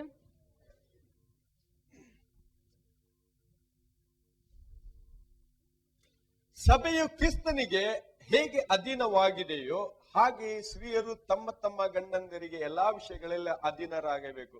पर जैसे कलीसिया मसीहा के अधीन है, वैसे ही पत्नियां भी हर बात में अपने अपने पति के अधीन रहे। ಪುನಃ ಹೇಳ್ತಾ ಉಂಟು, ತಮ್ಮ ತಮ್ಮ ಗಂಡಂದರಿಗೆ. और फिर से कहता है कि अपने अपने पति के। ಪ್ಲೀಸ್, ಬೇರೆಯವರ ಗಂಡಂದರಿಗೆ ಅಧೀನರಾಗೋದು ಅಗತ್ಯವಿಲ್ಲ. और इसलिए आप दूसरे के पति के साथ अधीन होना जरूरी नहीं है। Price you Jesus. प्रभु की स्तुति हो। ಕ್ರಿಸ್ತನಿಗೆ ಅಧೀನರಾಗುವ ರೀತಿಯಲ್ಲಿ ನಿಮ್ಮ ಗಂಡಂದರಿಗೆ ಅಧೀನರಾಗಿರಿ. और प्रभु के अधीन होने के जैसा आप अपने अपने पति के अधीन रहे। ಸೊ ಈ ಮಧ್ಯದಲ್ಲಿ ನಾವು ಕ್ರಿಸ್ತನ ಮತ್ತು ಅಲ್ಲಿ ಇರುವಂತ ಸಭೆಯಲ್ಲಿರುವ ಅನ್ಯೋನ್ಯತೆ ನಾವು ನೋಡಿದೆವು. तो इसके बीच में हमने देखा मसीहा और कलीसिया के बीच में जो सहभागिता के बारे ಅಲ್ಲಿ में, ಸಂಬಂಧವನ್ನು ನಾವು ನೋಡಿದೆವು. और वहाँ संबंध के बारे में हमने ನಾವು देखा। ಇಲ್ಲಿ ನೋಡ್ತೇವೆ, ಸಭೆಗೆ ಶಿರಸ್ಸು ಯೇಸು ಆಗಿದ್ದಾನೆ, ಸಭೆಯ ರಕ್ಷಕನು ಯೇಸು ಆಗಿದ್ದಾನೆ. और यहाँ हम देखते हैं कलीसिया का सिर जो यीशु मसीहा और उसका उद्धार करता यीशु मसीहा है। ಆ ಕಾರಣವಾಗಿ ಸಭೆಯು ಕರ್ತನಿಗೆ ಅಧೀನವಾಗಿದೆ. और इस कारण से हम देखते हैं कलीसिया जो प्रभु के अधीन है, ಸೊ ಸಭೆ ಕರ್ತನ ಅಧಿಕಾರದ ಕೆಳಗೆ ಉಂಟು. और कलीसिया जो प्रभु के अधिकार के अंडर है, ಸಭೆಯ ಯಜಮಾನನು ಯೇಸು और ಕ್ರಿಸ್ತನಾಗಿದ್ದಾನೆ. कलीसिया का मालिक यीशु मसीहा ಈ है, ಸಭೆಯ ಜೀವವುಳ್ಳ ಕಲ್ಲು ನಾವಾಗಿದ್ದೇವೆ. और इस कलीसिया का जीवित जूता पत्थर हम ಆ हैं। ಕಲ್ಲು ಎಲ್ಲಿ ಕಟ್ಟಲ್ಪಟ್ಟಿದೆ ಅಂದ್ರೆ ಯೇಸು ಅನ್ನುವಂತ ಮೂಲೆಗಲ್ಲು ಆ ಕಲ್ಲಿನ ಮೇಲೆ ಕಟ್ಟಲ್ಪಟ್ಟಿದೆ. और ये पत्थर कहाँ बंधे गए? हम देखते हैं यीशु जैसा वो नींव के पत्थर के ऊपर बंधा गया है, ಯೇಸುವನ್ನು ಎಬ್ಬಿಸಿದಂತ ಆತ್ಮವು ಈ ಕಲ್ಲುಗಳಲ್ಲಿ ವಾಸಿಸ್ತಾರೆ. और यीशु मसीह को उठाया वो आत्मा इस पत्थर में जीता ಆದ है। ಕಾರಣ ನಾವು ಜೀವವುಳ್ಳ ಸಭೆ ಆಗಿದ್ದೇವೆ. और इसलिए हम जीवनदायक सभा है। ಈ ಲೋಕದಲ್ಲಿ ಸತ್ತ ಸಭೆಗಳು ಹಲವಿದೆ. और इस दुनिया में हम देखते हैं मरा हुआ कलीसिया बहुत ही है। ಪ್ರಕಟಣೆ 2 ಮತ್ತು 3 ಅಧ್ಯಾಯಗಳನ್ನು ನಾವು ಧ್ಯಾನಿಸುವ.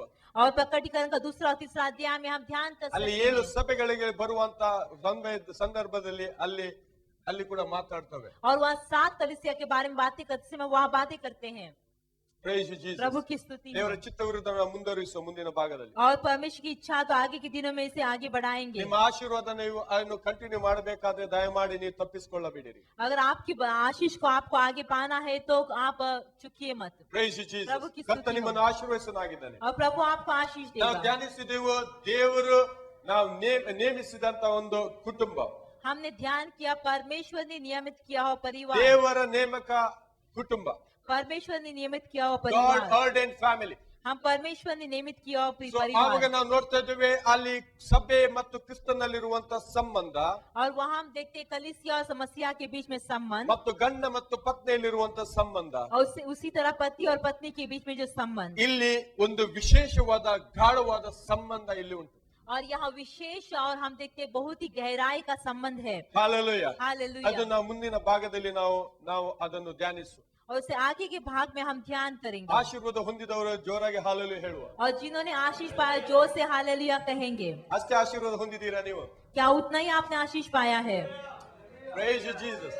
प्रभु की स्तुति हो। ನಾವೆಲ್ಲರೂ ನಿಂತುಕೊಳ್ಳುವ, हम सब खड़े ನಾವು रहेंगे, ಪ್ರಾರ್ಥಿಸುವ. हम प्रार्थना करेंगे।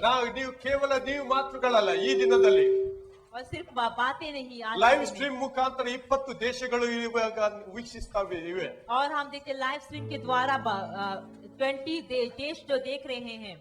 ದೇವರ ಕೃಪೆಯಿಂದ ನಾವು ಇಲ್ಲಿ ಇದ್ದುಕೊಂಡು ಈ ದೇಶದಲ್ಲಿ ನಾವು ಬದಲಾವಣೆ ತರಲಿಕ್ಕೆ ಇದ್ದೇವೆ.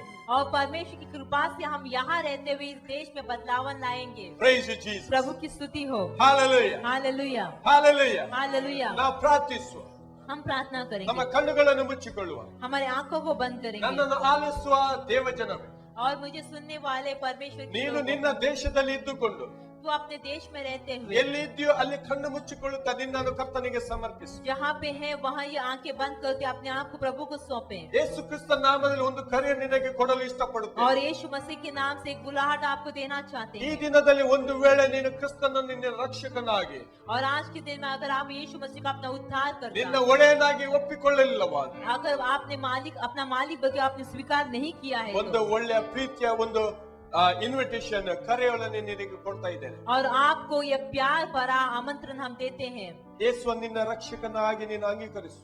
यीशु मसीह को अपना उद्धार करता बल्कि आप स्वीकार ನಿನ್ನ कीजिए। ಹೃದಯ ಆತನಿಗೋಸ್ಕರ ತೆರೆಪಡಿಸು. आपका हृदय उनके लिए खोल दीजिए। ಯೇಸು ಕ್ರಿಸ್ತ ನಿನ್ನ ಜೀವಿತದಲ್ಲಿ ಬರುವನು. और यीशु मसीह आपके जीवन में आएगा। ನೀನು ನೂತನ ಸೃಷ್ಟಿಯಾಗಿ ನೀನು ಪರಿವರ್ತಿಸುವಿ. आप नई सृष्टि होकर परिवर्तन हो जाएंगे। ನಾನು ಹೇಳುವ ಒಂದು ಪ್ರಾರ್ಥನೆ ನೀನು ಇದ್ದಲ್ಲಿ ನೀನು ಹೇಳು. और जो प्रार्थना मैं कहता हूँ वही आप जहाँ पे है वहाँ कहे, ಆವಾಗ ನಿನಗೆ ರಕ್ಷಣೆ ಆಗೋದು. तब आपका उद्धार होगा।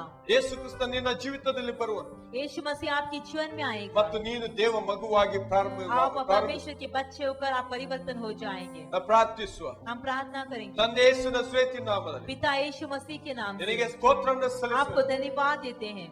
ಈ ದಿನದಲ್ಲಿ ವಾಕ್ಯಕ್ಕೋಸ್ಕರ ಸ್ತೋತ್ರ. और आज के दिन आपको वचन के लिए धन्यवाद देते ನಿನ್ನ हैं। ವಾಕ್ಯದ ಅನುಸಾರವಾಗಿ ನಾನು ಪಾಪಿಯನ್ನು ಒಪ್ಪಿಕೊಳ್ಳುವೆನು. और आपके वचन के अनुसार हम पापी हैं उनके मान लेते ನಿನ್ನ हैं। ಪಾಪಿಗೋಸ್ಕರ ಪಾಪಿಯಾದ ನನಗೋಸ್ಕರ ನೀವು ಕಲ್ವಾರಿ ಕ್ರೂಜಲ್ಲಿ ಸತ್ತದನ್ನು ನಂಬಿಕೊಳ್ಳುವೆನು. और पापी जैसा मेरे लिए आपने इस क्रूस पे मरा हम विश्वास करते हैं। ಪಾಪದಿಂದ ನನ್ನನ್ನು ಶುದ್ಧೀಕರಿಸುವಂತೆ ನಿನ್ನ ರಕ್ತವನ್ನು ಸುರಿಸಿದಿ. और पाप से शुद्ध करने के लिए अपने लहू को आपने बहाया। ಆ ನಿನ್ನ ಪರಿಶುದ್ಧ ರಕ್ತದಿಂದ ನನ್ನ ಶುದ್ಧೀಕರಿಸಿ. और आपके उस पवित्र लहू से मुझे शुद्धिकरण कर। ನನ್ನ ಜೀವಿತದಲ್ಲಿ ನನ್ನ ರಕ್ಷಕನಾಗಿ ಇಳಿದು ಬಾ.